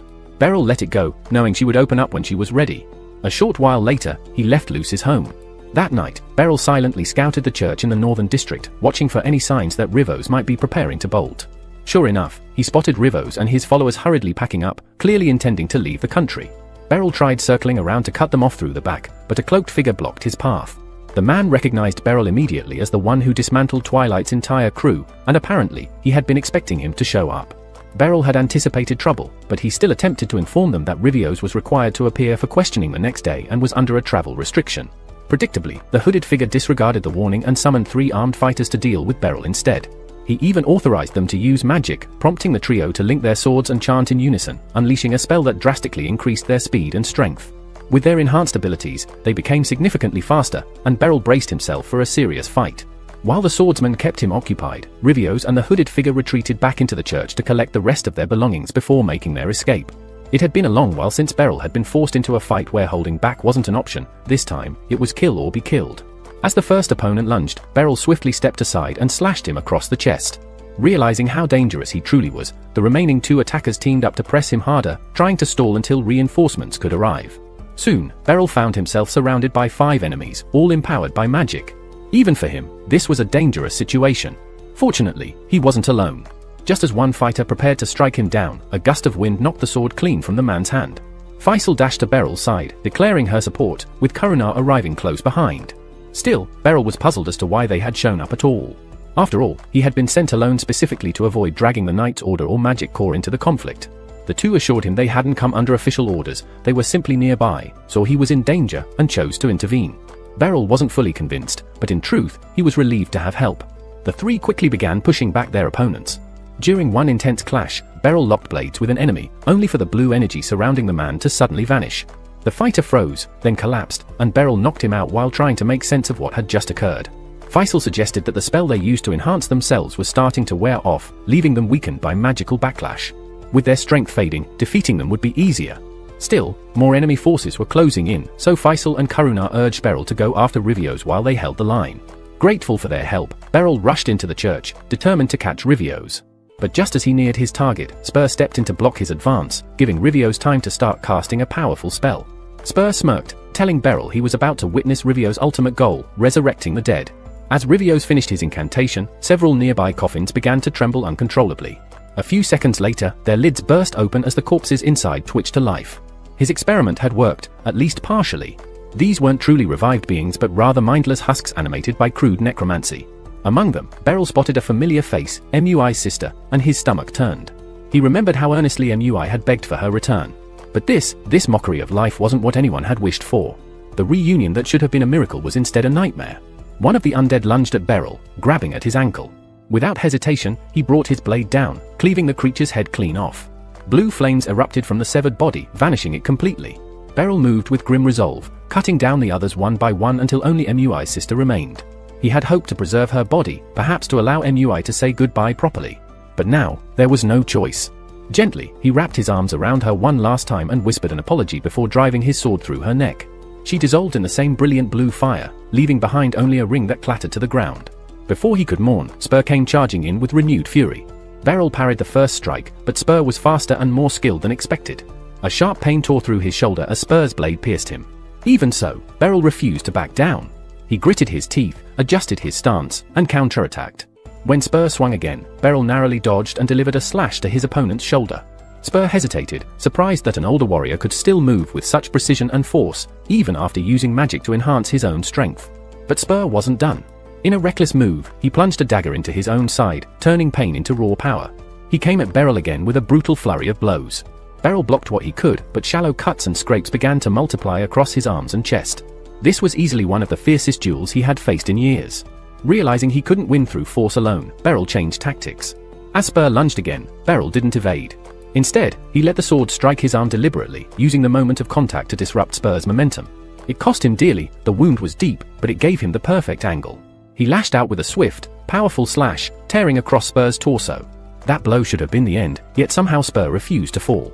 Even as the surge of backlash from his own magic enhancement ravaged his body, he dragged himself forward, barely conscious, blood oozing from dozens of wounds. He looked less like a man and more like a walking corpse, but he simply wouldn't stop. Beryl called out, telling him it was over, that he'd already lost. But as long as Spur could breathe, surrender wasn't an option. Beryl stood frozen, both amazed and unsettled by Spur's refusal to give in. But no matter how strong his will, the damage was done. His body finally gave out, collapsing to the floor without another word. With the fight ended at last, Beryl stepped outside and was relieved to see that Kiruni and Faisal had successfully dealt with Rivio. He offered his thanks for their swift work, then turned to face Rivio himself. The man didn't seem shaken or remorseful in the slightest. When they told him Spur had fallen, he only scoffed and said that Spur had been more than willing to lay down his life. Capturing him, Rivio claimed, wouldn't matter anyway, not unless they could perform some miracle of blood to save the world.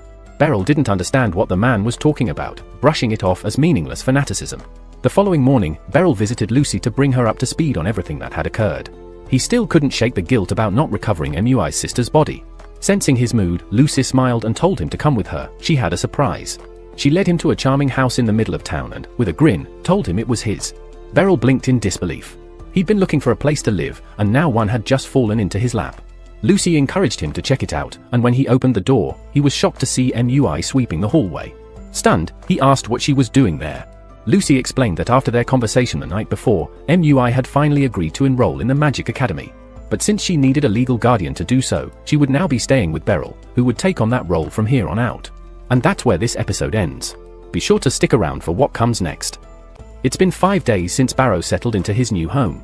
While he's genuinely glad to have a place with a garden and running water, the adjustment is still ongoing. On top of that, he's now fully responsible for looking after a teenager on his own. As Mubi comes downstairs for breakfast, Barrow asks how she likes the meal he prepared. Her response is indifferent, she says it's fine as long as it's edible. Trying to shift gears, Barrow offers to handle the laundry from the day before. Mubi declines, insisting she'll take care of it herself. Normally, that wouldn't be a problem, except last time, she just dumped water on the clothes and called it a day.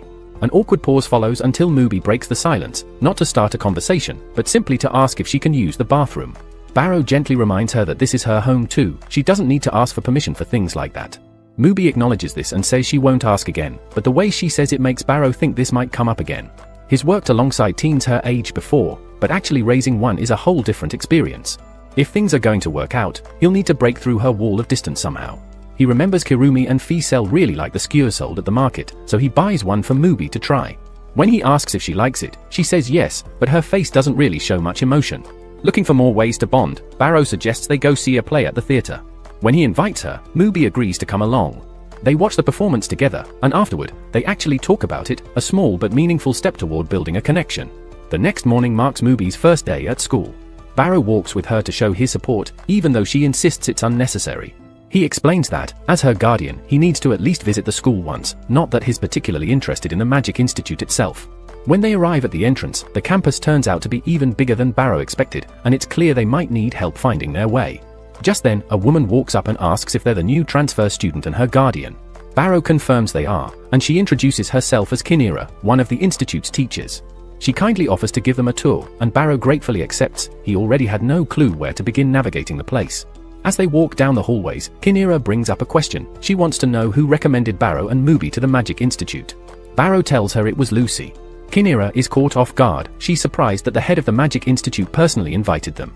But with a referral from someone like Lucy, Mubi won't need to go through the aptitude test and can get admitted immediately. Kinera then asks if Mubi has decided on her magic focus yet, but both Barrow and Mubi seem unfamiliar with the idea. Kinera goes on to explain that magic is divided into different systems, and most practitioners have strengths and weaknesses within them. So, Mubi will eventually need to select a specific path to focus on. Mubi says the only thing she can currently do is make fire, so Kinera figures that offensive magic might be the best fit for her. Barrow still looks a bit confused, so Kinera adds that magic generally falls into 5 main branches. Those are offensive, defensive, healing, enhancement, and lifestyle magic. Since fire generation falls under offensive magic, that's why she suggested it for Mubi. With that choice out of the way, Kinera moves on to asking whether Mubi would like to stay in the student dorms. Apparently, neither Mubi nor Barrow even knew the dormitories existed. Kinera offers to give them a tour, and they agree. She leads them through the girls' dormitory, which turns out to be massive.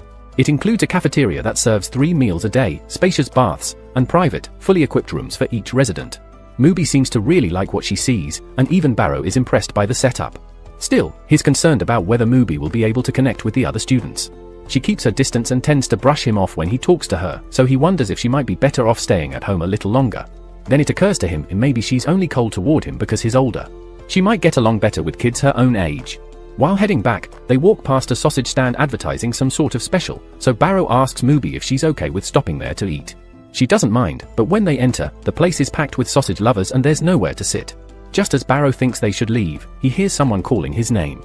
Turning around, he spots Serena waving. She invites Barrow to join her at her table, and he accepts. He and Mubi sit down with her, and Barrow takes the opportunity to thank Serena again for the sword she gave him. It came in handy recently. Serena brushes it off like it was nothing, but she's curious about Mubi and asks who the girl with him is. Barrow admits it's a bit of a long story, but the short version is that Mubi's now living with him and he's her guardian. Serena almost chokes on her drink when she hears this, but quickly apologizes after regaining her composure. Just then, their food arrives. As they eat, Barrow asks Serena what she's been up to recently. She tells him that there's been a spike in monster activity around the capital lately, mostly because a delegation from Sfindi is expected soon. Barrow hadn't heard anything about this, but Serena explains that it's a yearly event where allied nations gather, and the guild has to wipe out local threats to ensure the delegation's safety. After the meal, when they head outside, Barrow tells Mubi she can go ahead without him since he needs to stop by the knight's order. Before she leaves, he mentions to Serena that Mubi just got into the Magic Institute and suggests she give the girl some encouragement. Serena is surprised to learn that Mu has magical potential, and she leans in, telling her to work hard because the students at the institute are no joke.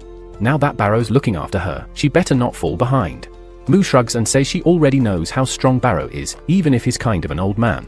That comment gets under Serena's skin, and she's about to blow a fuse before Barrow jumps in to calm her down. Serena says sorry for overreacting, but insists that Mubi needs to understand just how incredible Barrow really is. Mubi quietly says she already does. With that, Mubi says goodbye and heads home, and Barrow's a little taken aback. It seems like she actually got a bit more comfortable with Serena. Serena tells Barrow that Mubi's got promise. She's still rough around the edges, but she's honest and direct, which means she's got a bright road ahead. Barrow's happy to hear that, though he's still unsure if keeping her at home is best or if the dorms would give her a better foundation to grow. Later at the training grounds, Barrow brings up Mui to Aluchia, wondering if living in the dorms might suit her better than staying with him. Aluchia is flawed, mostly because no one told her Mui had been staying at Barrow's, but that's a topic for another time. Kiruni then joins them and says the dorms are ideal, no commute, regular meals, and a stable routine. Barrow is already familiar with the perks of dorm life, but he still worries that Mui might have a hard time adapting to being around other people. Hemblitz steps into the discussion, pointing out that the only real way for Mui to get comfortable with others is by spending time with them. Aluchia also voices her opinion, strongly urging that Mui should move into the dorms, though her reason isn't exactly well thought out. In truth, Aluchia just doesn't like the idea of Mui continuing to live at Barrow's place. Later that day, Barrow visits Lucy's office to hear her perspective on the matter. She agrees that the dorms are the most practical option, although she understands that Barrow has his reasons for being hesitant. While they're talking, Fee Sale arrives to deliver a report, and since she's there, Lucy casually asks her opinion on the dorm situation too. Fee Sale responds that the dorms are clearly the better choice because of how convenient they are, but she's also curious why the topic's coming up right now. Lucy reminds her about Mui, the girl who's going to be joining the Magic Institute soon, and Fee Sale remembers, especially since she might end up teaching Mui. Barrow is surprised and asks for clarification, so Lucy explains that with the shortage of instructors at the Institute, Fee Sale was selected to teach due to her exceptional skill. Fee Sale is quite satisfied with the recognition, and Barrow can't help but feel a sense of pride in her accomplishments. Still, his concern about Mui remains unresolved. Suddenly, Barrow gets up and leaves, needing time to think things through. He's been doing everything he can to give Mui a stable life as her guardian, and he was genuinely happy when she chose to stay with him. But after seeing how excited Mui was while exploring the dorms, he realizes what the right decision probably is. Not long after, Barrow returns home carrying groceries, and as he sets the bag down, Mui immediately asks for his help with something. She's been hearing odd sounds coming from inside the dresser and can't figure out what's causing them. Barrow goes over to check it out, crouching down to listen closely, and sure enough, there's a faint noise coming from inside. He moves the dresser aside and discovers a small hole in the wall. Moments later, a group of rats scurries out.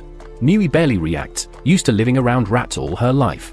Barrow, however, snaps into action, determined to eliminate them. He manages to chase one out of the room, but the other two dash under the table, making it hard for him to land a hit with the broom.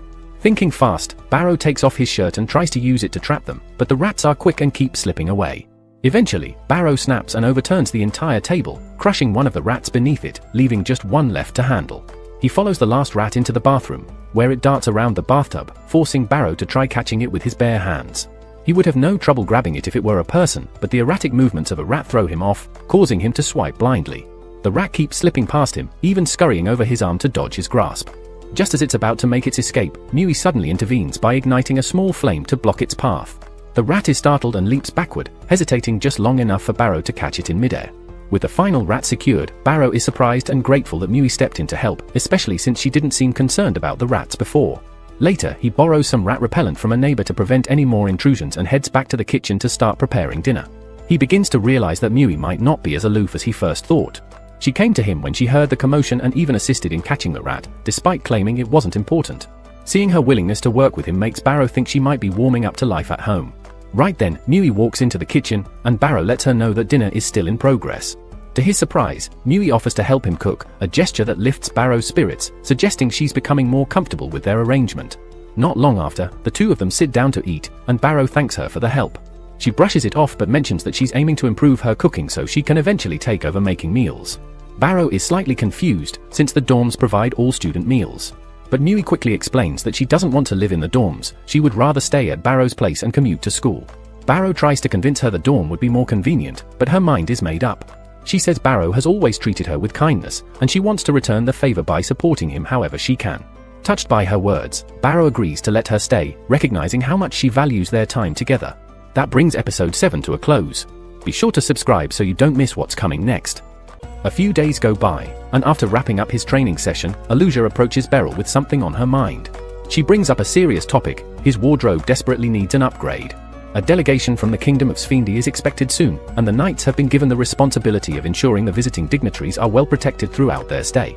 Beryl immediately assumes that representatives from the Church of Sphindi might be among the visitors and starts worrying he might run into more troublesome figures like Revios. However, Hemblitz calms his nerves by explaining that these visits usually involve only prominent political figures and members of the royal families from both sides. Considering all this, Aluchia informs Beryl that he will be formally introduced to both royal families during the event. Kiruni and Hemblitz are both on board, believing it's a great chance for Beryl to establish a name for himself in multiple nations. Beryl, on the other hand, feels that meeting royalty is far beyond his status. Aluchia counters this by reminding him that he was appointed as a special instructor with the endorsement of the royal family itself, meaning a formal introduction was only a matter of time, and looking the part is just as important. Hemblitz adds that while knights wear either armor or ceremonial attire to such events, Beryl isn't officially among their ranks and will have to select something appropriate for the occasion. Understanding their point, Beryl agrees to look for formal wear when he has a chance. But Aluchia won't let him handle it alone.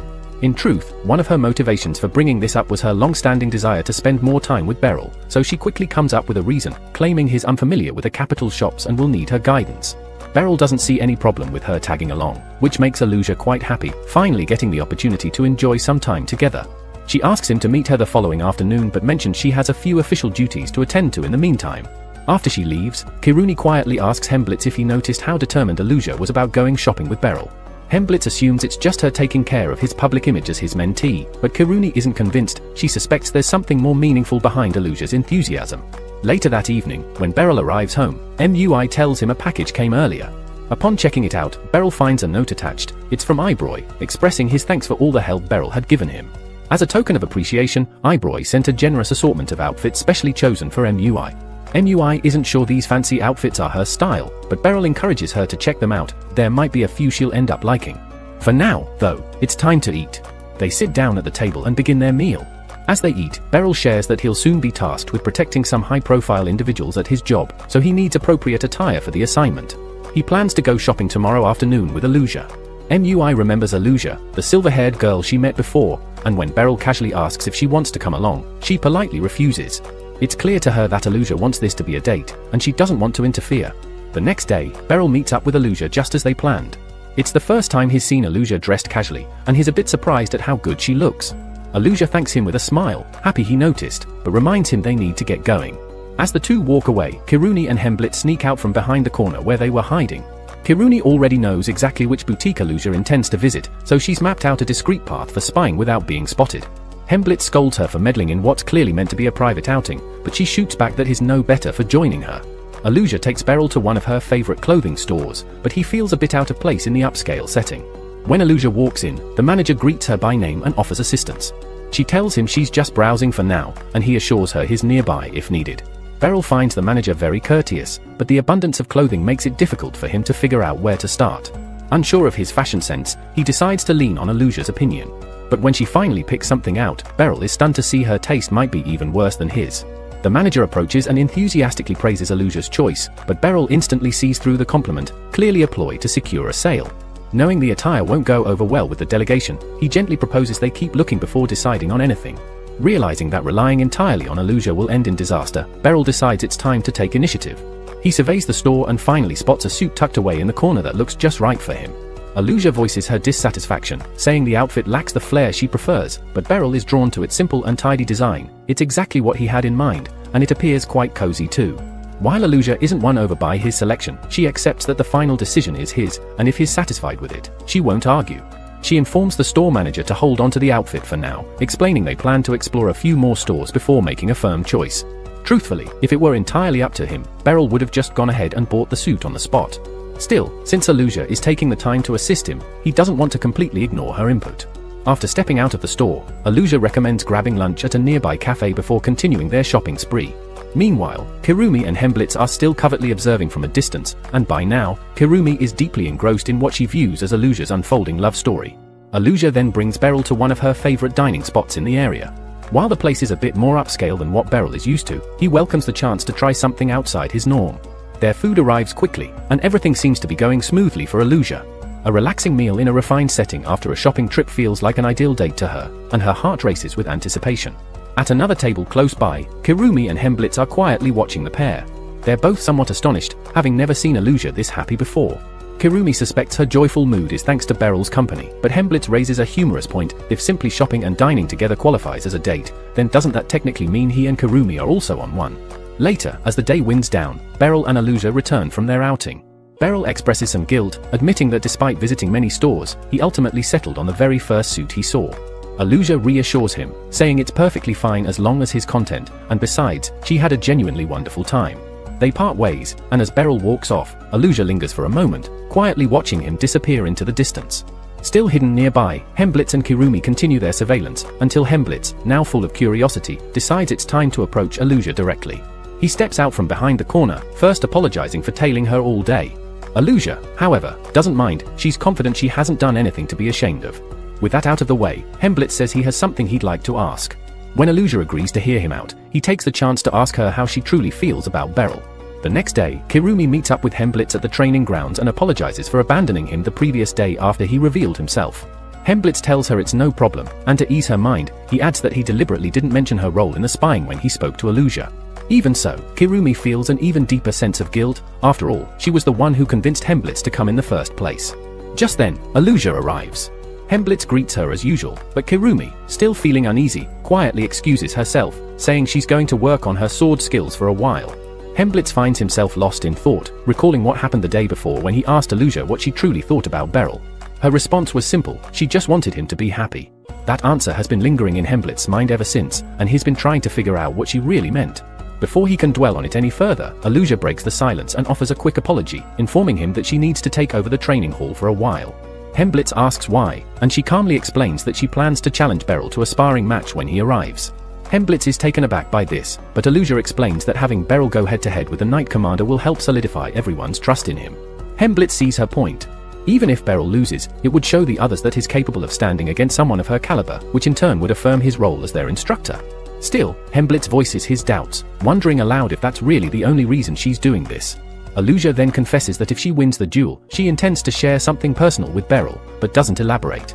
After she leaves, Kirumi returns, eager to know what Hemblitz and Aluchia were talking about. Hemblitz tells her everything: Aluchia's intention to duel Beryl and her plan to reveal a personal wish if she wins. Kirumi's reaction is one of panic. It seems obvious to her now that Aluchia intends to confess her feelings. Thinking back, it all makes sense, especially how cheerful Aluchia seemed the day before. They both agree that Aluchia is not only beautiful but also has an irresistible charm, so any man would be thrilled to receive a confession from her. Still, there's no way to know for sure how things will go. Not long after, Beryl arrives. The moment he steps inside, Aluchia walks straight toward him. Beryl is clearly surprised. She's usually busy with other responsibilities at this hour, so he asks if she's here for extra training.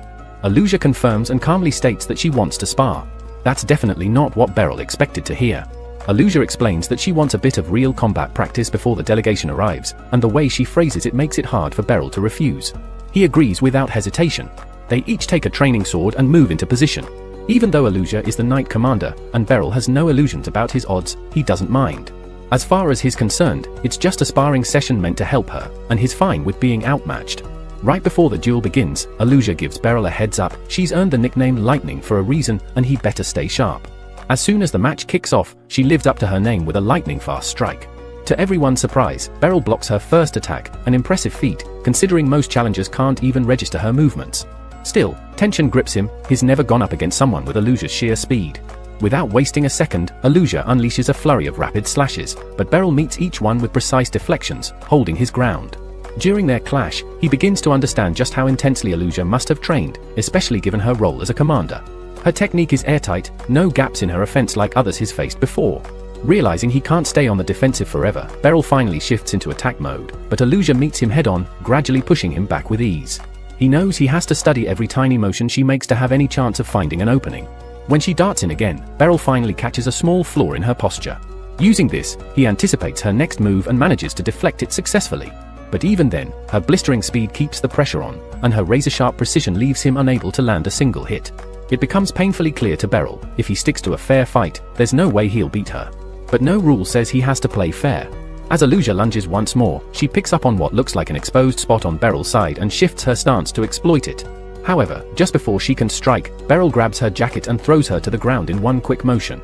Technically, that seals the win for him, though Kirumi questions if that kind of victory really counts.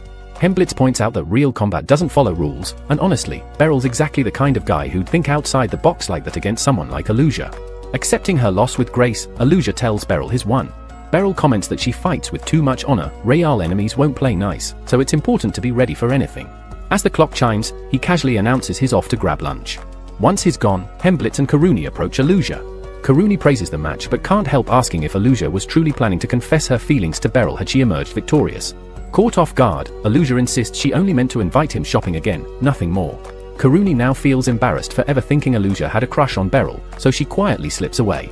But just after Kirumi leaves, Hemblitz asks the very same thing, prompting Aluchia to finally open up. She reveals that she genuinely wanted to tell Beryl how she feels. Aluchia deeply cares about Beryl's happiness and dreams of being the one to bring it to him, but if it doesn't work out, she's ready to accept him being happy with someone else. Later that night, Beryl chats with MUI at home about his recent sparring match with Aluchia, admitting he barely kept up. He describes how rewarding it felt to see his student push herself that far, but the way he talks about it makes MUI wonder if the match meant more to Aluchia than just training. She tries to bring up Aluchia's clear feelings, but Beryl quickly cuts her off. He already knows where the conversation is headed, but he'd rather not go there. Aluchia is still his student, and on top of that, the age gap between them is far too wide. So whatever MUI is thinking, he believes it's best left unspoken. That wraps up this video. If you're enjoying the series, give it a like and stay tuned for the next part. And don't forget to subscribe for more Anon content. Thanks for watching, see you next time. The next day, MUI returns home later than usual following her orientation, finding that Beryl has already prepared dinner and is relaxing with a cold beer. She teases him about his fondness for beer, and Beryl admits there's nothing better to help him unwind after a long day than sipping from his favorite mug. When MUI points out the chip on the rim, Beryl simply shrugs it off, saying it still works fine for drinking. Then, his attention shifts to the bag MUI brought back with her, prompting him to ask what's inside. MUI opens it to reveal what she received, her new school uniform and a few beginner-level magic books. She notes that the books are on loan, so she'll have to return them eventually and keep them in good condition. Beryl can't help but feel a sense of pride knowing MUI will be officially joining the Magic Academy in just a few days. Seeing the uniform and books makes it feel real. But something clicks in his mind. He remembers seeing students with school bags when he visited the academy. He asks MUI whether the school provided one, but she says nothing was mentioned, so she assumes it wasn't part of the welcome package. MUI tries to downplay it, saying she can just use her old sack, but Beryl isn't having it. He insists that she should start school properly equipped and says she needs a real school bag. Even if MUI doesn't think it's a big deal, she appreciates how much Beryl cares. The next morning, Serena receives a call to meet with the guildmaster, who has a mission lined up for her. She goes over the report and learns from Megan that a high-ranking group of adventurers encountered a dangerous creature and have managed to trap it in a forest not far from the capital. The guild is hesitant to launch a full attack because they're unsure they can handle it. The guildmaster asks if Serena would be willing to join the effort. She says she doubts her involvement would make a major difference alone, given the threat scale. Just then, someone enters the room to let her know she has a visitor. Meanwhile, Beryl discovers a promising shop while walking through town and decides to check it out. However, once inside, he realizes he has no idea what kind of school bag would be right for MUI. A helpful shopkeeper approaches and offers assistance. When Beryl explains he's looking for a school bag, the shopkeeper quickly deduces that the child must be enrolling in the Magic Institute, especially since it's around the time new students start. Beryl nods in agreement, and the shopkeeper guides him to a selection of bags commonly purchased by students of the Magic Institute. It's exactly the kind of item Beryl had in mind, so he selects one and says he'll take it. But then the shopkeeper reveals the price, 95,000 dork. Beryl is so shocked he's briefly speechless. It's not that the shopkeeper is trying to scam him, the bag is made from imported Salura leather, which explains its premium quality. The shopkeeper even points out some more affordable choices in case the Salura bag is too expensive, but to be honest, the cheaper ones look downright terrible.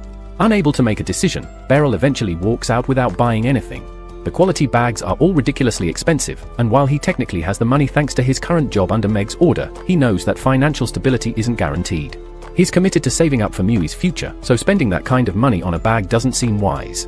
Even so, he still wants something decent for Mui's schooling, so he figures he'll need to find a way to earn a bit more money. As he heads back home, he unexpectedly runs into Serena, who appears to be weighed down by something important. Concerned, Beryl asks if something's bothering her. Serena explains that she was recently assigned a tough mission and isn't quite sure how to approach it. She admits it might be selfish of her to ask, but seeing as Beryl is right here, she wonders if he might help her out. She wants him to accompany her on the mission, saying his presence would help put her at ease. Beryl hesitates at first. If Serena is worried about the mission, what help could he really be? But as soon as she mentions that there's payment involved, he quickly reconsiders and agrees to go with her. The next day, Beryl and Serena are in a carriage heading to the mission site. Wanting to be absolutely sure of the details, Beryl confirms with Serena that the goal is simply to capture a certain horse alive. Serena assures him that's correct and adds that the impressive horse is a gift meant for the Sphene royal family, who will be visiting soon as part of a diplomatic delegation. Curious, Beryl asks if someone from the Liberian royal family assigned the task, and Serena confirms it, making it clear why she couldn't turn down the job and needed someone she could trust to join her. Upon arriving at their destination, they meet up with the group of adventurers who had initially sighted the horse. Serena immediately asks for a status report. One of the adventurers tells her they've established a secure perimeter around the forest, and they're fairly certain the horse hasn't exited the area. However, none of the traps they've placed have been triggered so far, which means its exact whereabouts remain unknown. Serena takes in the update and tells the adventurers to stay focused on maintaining the perimeter while she and Beryl head into the forest to search for the horse themselves. With their supplies ready, the pair moves into the dense woods. As they walk, Serena shares more information about the horse with Beryl. Based on the descriptions they've received, the creature has pure white fur and a shimmering silver mane, traits that make it extremely rare and of high value. Though Beryl has experienced taking down dangerous beasts during his time protecting his farmland, this is his first mission where he must capture the target alive. It's not going to be easy, especially since the horse has already outmaneuvered a team of highly capable platinum-ranked adventurers. Before long, they come across hoofprints embedded in the mud near a small water source, evidence that the horse had recently been there. However, Beryl suspects that, due to its apparent intelligence, the horse wouldn't return to a place where its presence was so clearly marked. That leads them to believe its next stop for water will likely be at the opposite end of the forest, so they decide to relocate and prepare an ambush there. While on their way to the new location, Serena unexpectedly asks Beryl how things are going at home with MUI. Caught off guard, Beryl responds that his relationship with MUI has gotten much better than it was before, or at least, that's how it feels to him. Still, he admits that it's often hard to tell what MUI is truly thinking. Serena seems surprised that Beryl has such difficulty, considering how much time he's spent mentoring young ones at his dojo.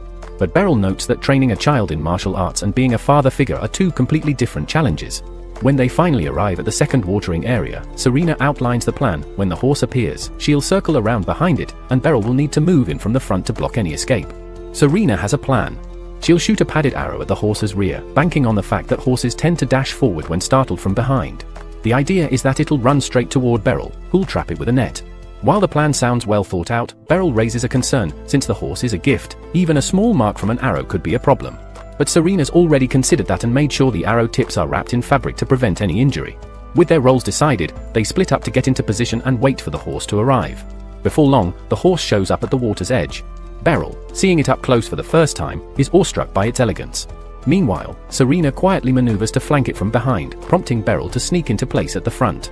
Once both are ready, Serena fires at the horse's hind legs. As expected, it bolts forward, right in Beryl's direction. Just when it looks like the plan is going to work, the horse easily vaults over Beryl and keeps running. Serena quickly yells for him to give chase. Somehow, Beryl manages to outrun the horse, perhaps powered by adrenaline or sheer determination, and gets ahead of it once more, ready with the net. But his second attempt fails too, as the horse sidesteps the throw with impressive agility. With no other option, Beryl lunges onto its back in a last-ditch effort to stop it. Unfortunately, riding isn't one of Beryl's talents. He slips off almost immediately and hits the ground. The horse stops, almost like it's mocking him. Serena tries to catch it with a lasso, but the horse dodges again and bolts. Not giving up, they chase it until it's trapped against a steep ridge. Serena offers to spook it from her side, hoping it will run toward Beryl for capture. The plan sort of works. She startles the horse. But instead of fleeing toward Beryl, it makes an impressive leap onto a nearby rocky spire, looking almost smug. Then the rock beneath its hoof starts to crumble. Without hesitating, Beryl dives after the horse to save it, and both tumble down into the ravine below. The horse, understandably panicked, kicks up a fuss. Beryl tries to calm it down, pointing out that escaping is off the table while they're both stuck down here. Climbing back up is clearly impossible for either of them, so their only option now is to find a way across the river to the other side. Beryl briefly considers swimming across the river, but one look at the frigid, fast-flowing current makes him quickly dismiss that option. Instead, he draws his sword and with a single, clean strike, cuts down a nearby tree to form a makeshift bridge. The horse seems to sense Beryl's good intentions and follows him willingly. As they cross over the tree trunk, Beryl loses his footing and nearly falls into the icy river, only to be saved just in time by the horse, who grabs him and pulls him back to safety. Grateful for the horse's quick action, Beryl finds that the creature now trusts him, making Serena's task of capturing it unnecessary when she arrives. Together, they guide the horse back to town, where the guildmaster thanks Beryl sincerely. Requests like this, he explains, can greatly shape the guild's future. As promised, Beryl is well compensated for his efforts, and with everything taken care of, they each go their separate ways. With the reward money, Beryl buys the bag he promised to get for MUI. But when he returns home, she's not there, likely out running errands. Before long, MUI comes back and is stunned to see the bag waiting for her. She had mentioned she didn't need one, but having a stylish bag of her own is clearly exciting for her. She warmly thanks Beryl and mentions she also has something for him. MUI reveals a new ceramic mug she picked out to replace the chipped one he'd been using, making sure he knows she didn't steal it. Through Serena's help, she landed a job and worked hard to afford it. Beryl then realizes that's why Serena spent so much time earlier talking about MUI. Encouraging him to try out the new cup, MUI watches as Beryl pours beer into it. Surprisingly, it tastes noticeably better than it did in his old wooden mug. MUI remembers hearing somewhere that beer's flavor improves in ceramic cups and, knowing how much Beryl enjoys his drink, wanted to make it even more enjoyable for him. She had spent days doing dishes just to save up for it, and Beryl is so moved by her gesture that is brought to tears. The next morning, MUI gets ready for her first day of school. As she heads out with Beryl by her side, she tells him he didn't need to come. But since it's such a special day, he insists on walking her there to see her off properly. Soon, the academy carriage pulls in, and MUI boards while Beryl sends her off with well wishes for the day. Beryl then heads to the training facility, where Kiruni quickly picks up on his unusually upbeat demeanor and asks if something pleasant happened. Just then, Aluchia shows up, saying she has a favor to ask of Beryl. She explains that the mech commander and vice commander from Sohin have just arrived, and she, along with Hemblitz, is preparing to meet with them. She was hoping Beryl could join the discussion as well. Although Beryl doesn't have a pressing reason to attend, considering all that's unfolded regarding Sohin recently, he decides it's best to keep a watchful eye and agrees to come along. But as soon as he steps into the meeting chamber, he's caught off guard to find that the commander from Sohin is none other than Rose, his former pupil. Rose had trained at Beryl's dojo several years prior, and as Beryl recalls, she possessed remarkable sword skills, though she only remained under his tutelage for about a year and a half. Despite that, she seems particularly attached to him, which is starting to stir some jealousy in Aluchia. Beryl is quite surprised to hear that Rose has been appointed as the new deputy knight captain of Sphene, while Aluchia can't help but wonder what led to the sudden departure of Hinnis, the former deputy captain. It becomes clear that this subject is a touchy one for Kotoga, who brushes it off by claiming he's too pressed for time to go into details. Besides, the purpose of this meeting isn't just social. The main objective is to help Rose get familiar with the Baltrain kingdom ahead of the diplomatic mission. Since Rose has never stepped foot in Baltrain before, the plan is for her to spend several days becoming acquainted with the city and any potential challenges it presents. Aluchia proposes assigning a knight to be her guide, but Kotoga declines, much to Rose's quiet disappointment, as she had been hoping Beryl would accompany her. Later on, after the day's training wraps up, Beryl prepares to head out for the evening, but he finds Rose waiting just past the front gate. He asks if there's something she needs, but Rose replies that she just wanted to talk a bit, and if he's available, maybe take a walk together around the city. Beryl sees no reason to refuse, so he agrees, and the two begin strolling through the streets, exchanging updates on their lives since they last met. Beryl asks when she officially joined Sphene's Holy Knights, and she tells him it was shortly after she left his dojo. Apparently, Kotoga personally recruited her, and she's served ever since, though she admits she had hoped for a bit more downtime before diving into the knight's life. Beryl completely understands, as his own path into the role of special instructor was sudden too, though he genuinely appreciates the position now. Rose reminisces about the past, learning sword techniques from Beryl and offering prayers to Sphene's god, but Beryl gently reminds her she's clearly made great progress, as rising to vice captain is no small feat. Even so, Rose claims the promotion doesn't feel earned. She says the position became vacant unexpectedly, and she was simply available at the right time. As they continue walking, Rose is struck by the beauty of the city, even joking that she might consider moving there someday. Beryl reminds her that she's currently serving as the deputy knight commander in a foreign order, which makes any relocation a bit tricky. Still, Rose teasingly asks if Beryl would accept her if she ever decided to move there. Beryl ponders the idea for a moment. Someone like Rose, cheerful and approachable, could be a great influence on MUI. It sounds nice in theory, but realistically, it's just not possible. As the evening sets in, Rose says she has to return, and the two exchange their goodbyes. Afterward, Beryl drops by the tailor to pick up a new suit he had made and chooses to wear it right away, figuring it's best to get used to it before the big occasion. It does look quite sharp on him, though he still feels a bit bitter about having shelled out $65,000 for it. Back at the house, MUI is startled to see Beryl dress so formally, prompting him to explain that he had just picked the suit up and wanted to test it out. He asks for her thoughts, but once the initial surprise fades, MUI doesn't seem too impressed. That leaves Beryl wondering if the suit doesn't suit him as well as he thought. Not that she exactly said that. Anyway, she lets him know that dinner is ready. He thanks her and goes off to change into something more comfortable. When he returns and sits down to eat, he's sincerely amazed at how much MUI's cooking has improved recently. Shifting the conversation, he brings up school, and MUI sighs, saying she's already had enough of it. That immediately makes Beryl curious, and he asks what's wrong. MUI tells him her classmates have been dragging her all over the place. They went to the library today, the music hall yesterday, and the art room the day before that. It's been exhausting. Beryl quickly puts the pieces together, telling her not to worry too much and that they're probably just trying to help her get familiar with the campus. MUI agrees that might be the case, but the sheer size of the school and all this constant movement is leaving her worn out. Today was especially tough because, during their time at the library, she had to go through massive books filled with difficult words she couldn't understand. That triggers a memory for Beryl. He recalls MUI struggling with some words when she filled out her school forms. He starts to think her reading skills might not be very strong. MUI then asks Beryl if he'd be willing to help her understand the hard words, and he lights up instantly, happy for a chance to spend more time with her. He enthusiastically promises to study with her whenever she wants. The long-awaited day of the delegation's arrival has come, prompting Aluchia to assemble all the knights for a final briefing.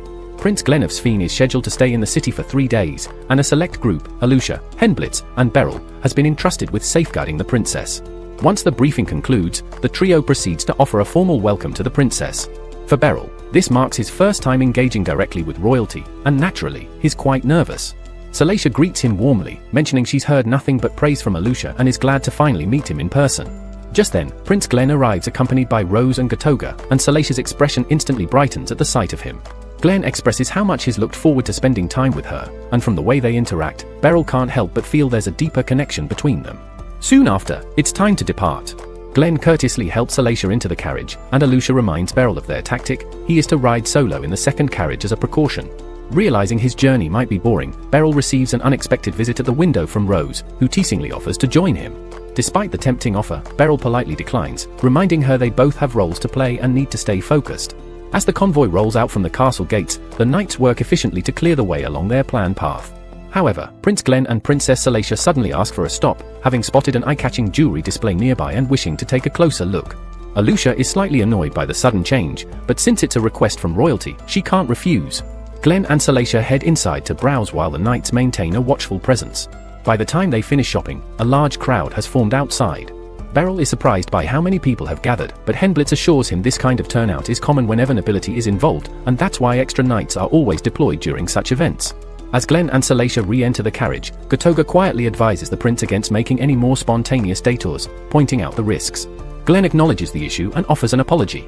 Just then, Beryl spots a suspicious figure weaving through the crowd. He tries to get a better look, but the person vanishes before he can get a clear view. He tries to dismiss the feeling as paranoia, but fate tends not to be so kind. The procession continues until they reach the next rest point, where the prince and princess are scheduled to have lunch. As the royal duo enjoys their break, Beryl quietly pulls Aluchia aside to discuss something that's been bothering him. He describes sensing a hostile stare from someone in the previous crowd, one that felt deliberately threatening. Though he couldn't confirm whether it was an actual assassin, the vibe was disturbing enough that he felt compelled to report it. Aluchia is momentarily surprised, especially since prior intel suggested the visit carried minimal threat. Nonetheless, both she and Henblitz take the alert seriously. Henblitz immediately orders the knight formation to tighten around the prince and princess. Their next stop is a theater, where a larger group of onlookers awaits. The prince and princess begin greeting them with polite waves, when suddenly, 3 masked assailants dash out from the crowd and charge toward them. The knights respond without hesitation, moving to block the intruders from reaching the royals. Oddly, when Beryl confronts one of the attackers, the individual brushes right past him without so much as acknowledging his presence. Beryl doesn't sense any bloodlust from them, and that confirms his hunch, they're distractions. That suspicion is quickly affirmed as more attackers leap from the rooftops, unleashing clouds of smoke grenades. Beryl immediately yells out to alert the others, prompting Aluchia to order a contingent of knights to escort the prince and princess inside, away from danger. The rest stay behind to counter the attackers. The smoke thickens fast, clouding the field, but Beryl still manages to parry an oncoming strike. A glance at the attacker's blade reveals a toxin coating. One cut could be fatal. Aluchia, intent on finding out who's orchestrating this ambush, commands the knights to try and capture at least one assailant alive. Easier said than done, as these enemies clearly favor dirty tactics. One of them even flings sand into Henblitz's eyes during their duel. Beryl, meanwhile, is locked in a struggle with another assassin who suddenly mixes martial arts into his swordplay, catching Beryl off guard. Despite the surprise, Beryl adjusts quickly, having gauged the rhythm of his opponent's style. On the next clash, Beryl counters with a punishing elbow straight to the assassin's face. Dazed, the attacker stumbles, allowing Beryl to strip him of his weapon and slice into his knees, rendering him incapable of continuing the fight. Beryl scores a clear win, but the situation isn't as favorable for Henblitz. With his sight hindered by the swirling sand, tracking his opponent has become nearly impossible. Even so, each time the assassin goes in for a strike, Henblitz instinctively deflects with pinpoint accuracy. Though his vision has failed him, his acute sense of hearing allows him to remain fully aware of his surroundings. The moment the assassin misjudges the distance and steps too close, Henblitz takes full advantage. He unleashes his signature move in an instant, cutting down his foe. Elsewhere, Aluchia finds herself facing off against a rival just as crafty. Mid-swing, the assassin grabs her cape, attempting to knock her off her stance, an ambush tactic that could have worked, had Beryl not warned her about this vulnerability earlier.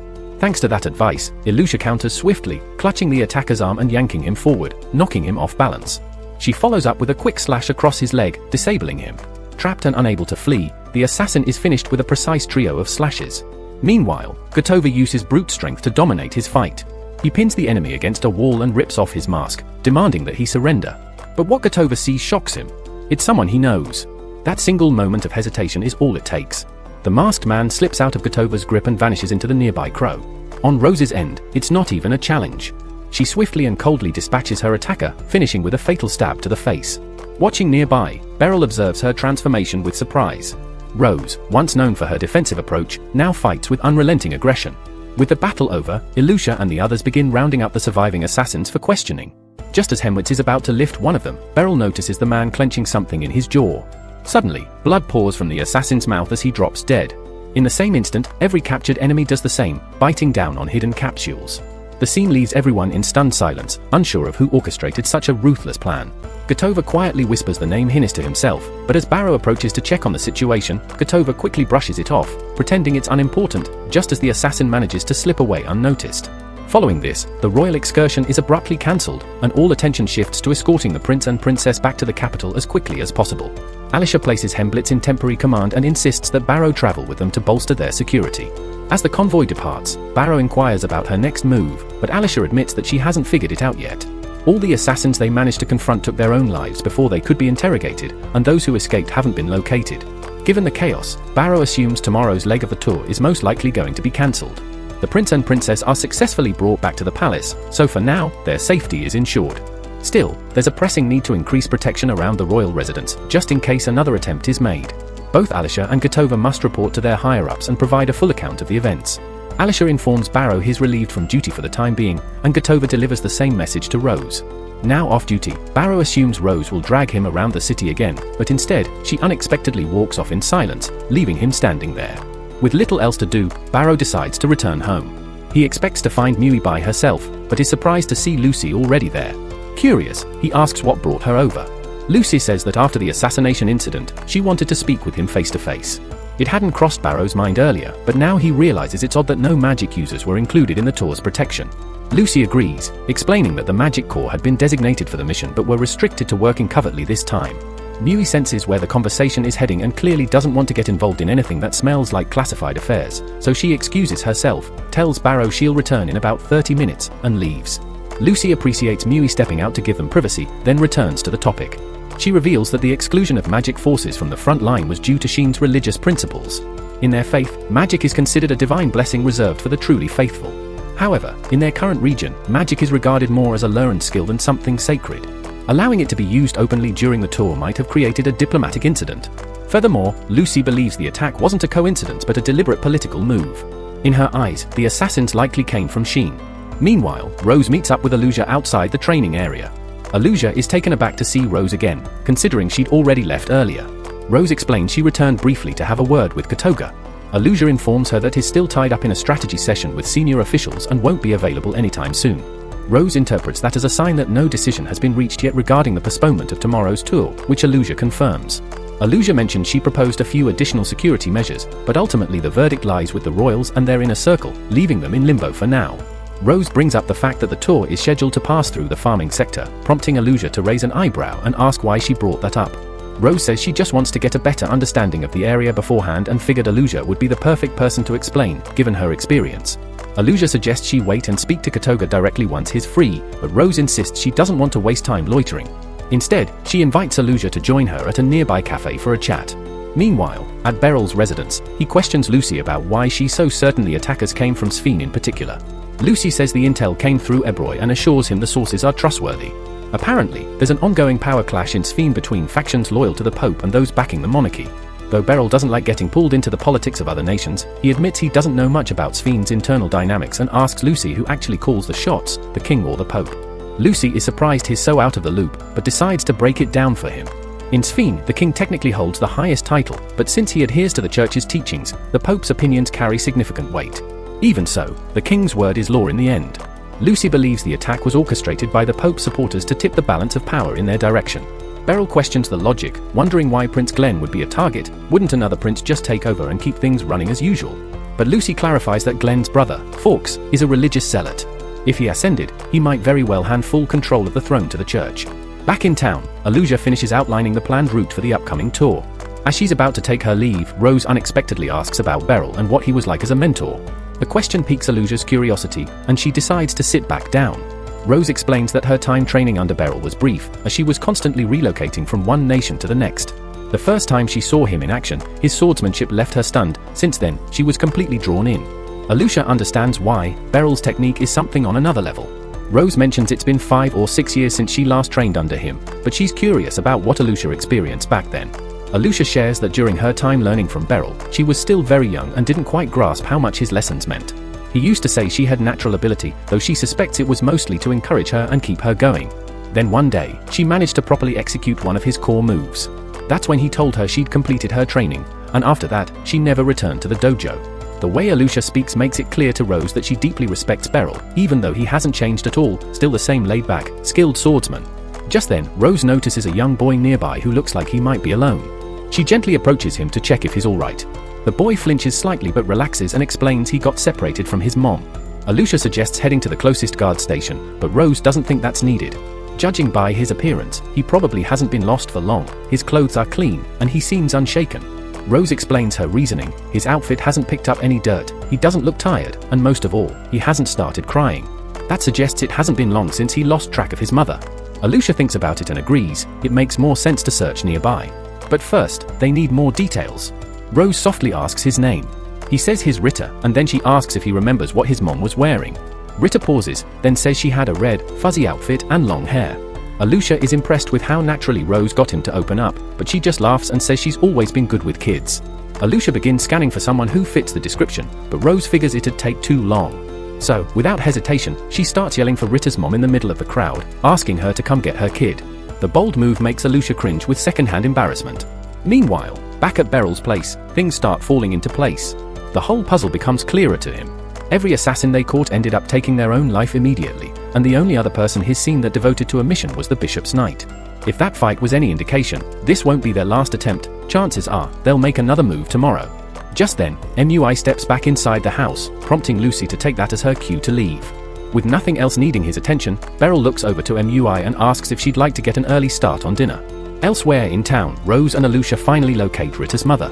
Grateful beyond words, she repeatedly thanks them before taking Ritter's hand and saying farewell. Aluchia comments to Rose that it's heartwarming how much she cares for children. Rose explains that her parents were involved with an orphanage, and she spent much of her childhood around the kids there. She truly believes that children represent the heart of a nation and that it's everyone's responsibility to safeguard them. Aluchia agrees wholeheartedly. With evening approaching, Aluchia mentions it's time to return to headquarters. They exchange thanks and go their separate ways for the night. The following day, the knights regroup, and Aluchia announces that the planned tour with Prince Glenn and Salacia will move ahead as scheduled, despite the prior day's assault. Beryl is taken aback, certain the attackers will strike again. Later, Aluchia explains that Prince Glenn personally made the decision, and since both nations had already committed to continuing, they couldn't back out now. Cancelling due to the Papa's aggression would hurt Glenn's political standing. So, even with the risk to his life, Glenn is determined to continue. As the group prepares to leave, Gotoga pulls Beryl aside near the gate. He shares that one of the assailants from the day before was someone he used to serve with, Pinnis, the ex-vice commander who vanished before Rose assumed leadership. The fact that a former high-ranking Fiend Knight is now involved in a plot to kill the prince makes things incredibly complicated. Gotoga says if Pinnis appears again, he wants to be the one to face him.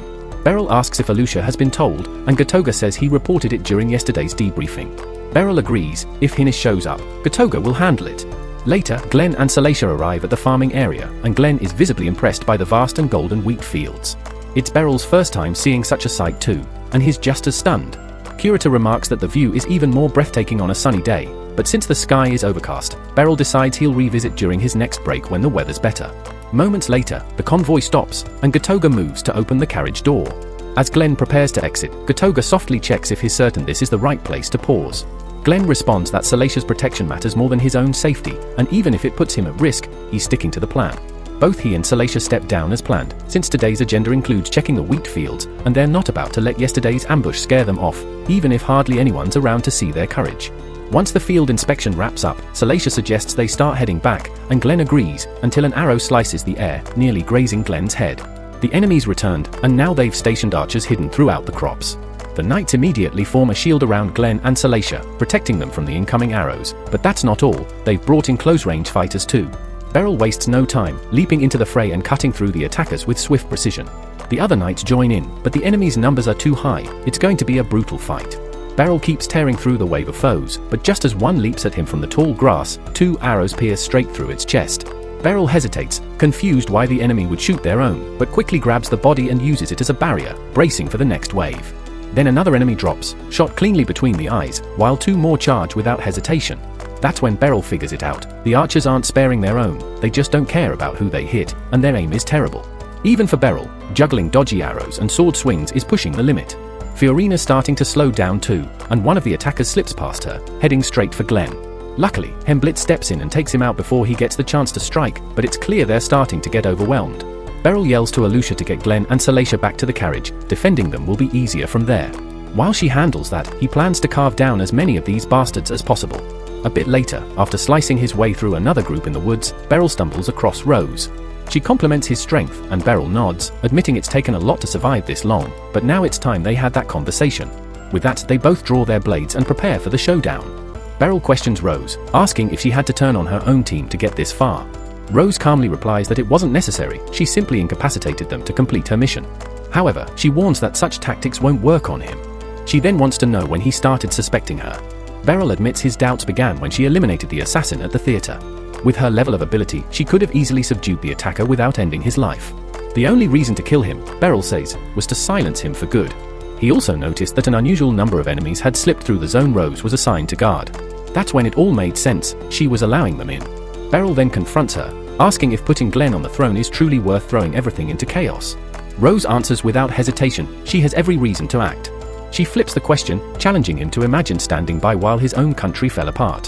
While a useless war plays out in the capital, children are freezing and starving. What would he have done? Beryl doesn't know, he's no political expert. But as her mentor, he refuses to watch her fall deeper into this darkness. Rose asks what's truly wrong with her actions, she's doing it all for the sake of others. But Beryl is certain of one thing, the children she's trying to save wouldn't want her to stain herself with so much blood in their name. Seeing that he'll never understand her side, Rose draws her sword, ready to fight. Beryl stands his ground, telling her they're going to talk things through, after he stops her. Meanwhile, back near the carriage, the rest of the group is still locked in battle, doing everything they can to shield Glenn and Salacia. Things take a sharp turn when an assassin facing off against Hemblitz suddenly activates a powerful enhancement spell. Aluchia urges everyone to stay focused and give it their all, but Karuni is growing anxious. She wants to go to Beryl, but with the situation growing more dire by the second, they can only trust that he can handle himself. Unbeknownst to them, deep within the woods, Beryl and Rose are already engaged in a fierce duel. Beryl, however, isn't attacking, he's only defending, still unwilling to hurt her. Rose mocks his restraint, questioning how he plans to win if he refuses to fight back. Beryl concedes it's not going to be easy. Then, he notices something, Rose keeps adjusting her footing in the muddy ground. He instantly senses her preparing for a powerful strike. As she swings, he ducks beneath the attack, completely exposing her defenses. He could have ended the fight then and there. Rose realizes it too. In that moment, it becomes clear to her she's no match for Beryl in a fair fight. But that doesn't matter to her. Even knowing she's outmatched, she won't retreat. Because if she fails here, the children back at the orphanage might not live to see tomorrow. Beryl is stunned, but Rose comes clean, the Pope's holding all the kids from the orphanage hostage. It's blackmail, forcing her to go through with Glenn's assassination. It's a bombshell, but Rose delivers it like it's just another detail. She says spilling the truth doesn't change the outcome, Glenn still needs to die. But the second Beryl hears about the hostages, his entire demeanor changes. Rose wasn't ready for that look in his eyes, pure rage. But it's not directed at her, Beryl says. Rose disagrees. She says he has every reason to hate her for letting it come to this. It's a twisted mess, and as much as Beryl wants to walk away, he makes his decision. He's ending this now. Rose doesn't flinch, she braces herself and charges in. But Beryl sees right through her. Even though she's armed with a shield, he dodges and blocks with precision. She manages to nick his cheek, though. The shield gives her an edge in defense, but it's also holding her back, cutting off her reach and throwing off her angles. That's all Beryl needs. A sliver of space. He steps in, swings hard, Rose blocks every hit, refusing to let up. But her shield's covering his sight, and it throws him off just enough to keep things tight. Gradually, he starts to read her pattern. Then she overcommits on a strike, and that's when Beryl makes his move. He pivots, knocks her blade aside, and she's left wide open. This time, he doesn't hesitate. His blade cuts deep across her chest. Blood sprays onto the ground. Rose knows it's over. She never thought this would be her end, cut down by Beryl. She always knew he was powerful, but not like this. Beryl admits he was improvising. If the fight dragged on, that opening might never have come again. That's why he ended it there. Rose tells him to finish it, to end her with his own hands. But Beryl refuses. He wants her to live. To own what she's done. To take responsibility. He says this is on him too. If she strayed this far, he failed as her mentor. So now he's going to fix it. Just then, Gotoga arrives and freezes at the sight of Rose bleeding. He rushes to her side and immediately starts casting healing spells. Beryl asks about the archers, and Gotoga explains they're all dealt with. But he saw Rose slip into the woods and followed just in case. Her wounds are serious, but he's stopped the bleeding. She's stable, at least for now. Gotoga demands answers. What happened here? Beryl explains the others managed to protect Glenn and Salacia long enough to get them to safety. When it comes to Rose, Beryl admits he's the one who took her down. Gotoga is left speechless, but Beryl continues, explaining that Rose had been caught up in a scheme to commit assassination. Gotoga's expression is full of disbelief, but Rose steps in and confirms it's true. Beryl quickly clarifies that Rose didn't act willingly. The Pope had taken the children from the orphanage as leverage, forcing her hand. Hearing this makes Gotoga sick. He can't believe the Pope would stoop so low, threatening innocent children to manipulate one person. But when he remembers how fanatical the assassins were, dying without hesitation, it starts to add up. Clearly, to them, lives mean nothing, not even children's. With that in mind, Gotoga says they need to find those kids immediately and make sure they're okay. But before moving forward, he has one question for Beryl. He says there's word going around that Hinnis orchestrated the entire thing, and that Rose got injured trying to bring him down. Rose, trying to lighten the mood, makes a weak joke about Gotoga getting into trouble for protecting her. But Gotoga isn't laughing. He says if the full truth gets out, she'll be sentenced to death, and he's not about to let that happen.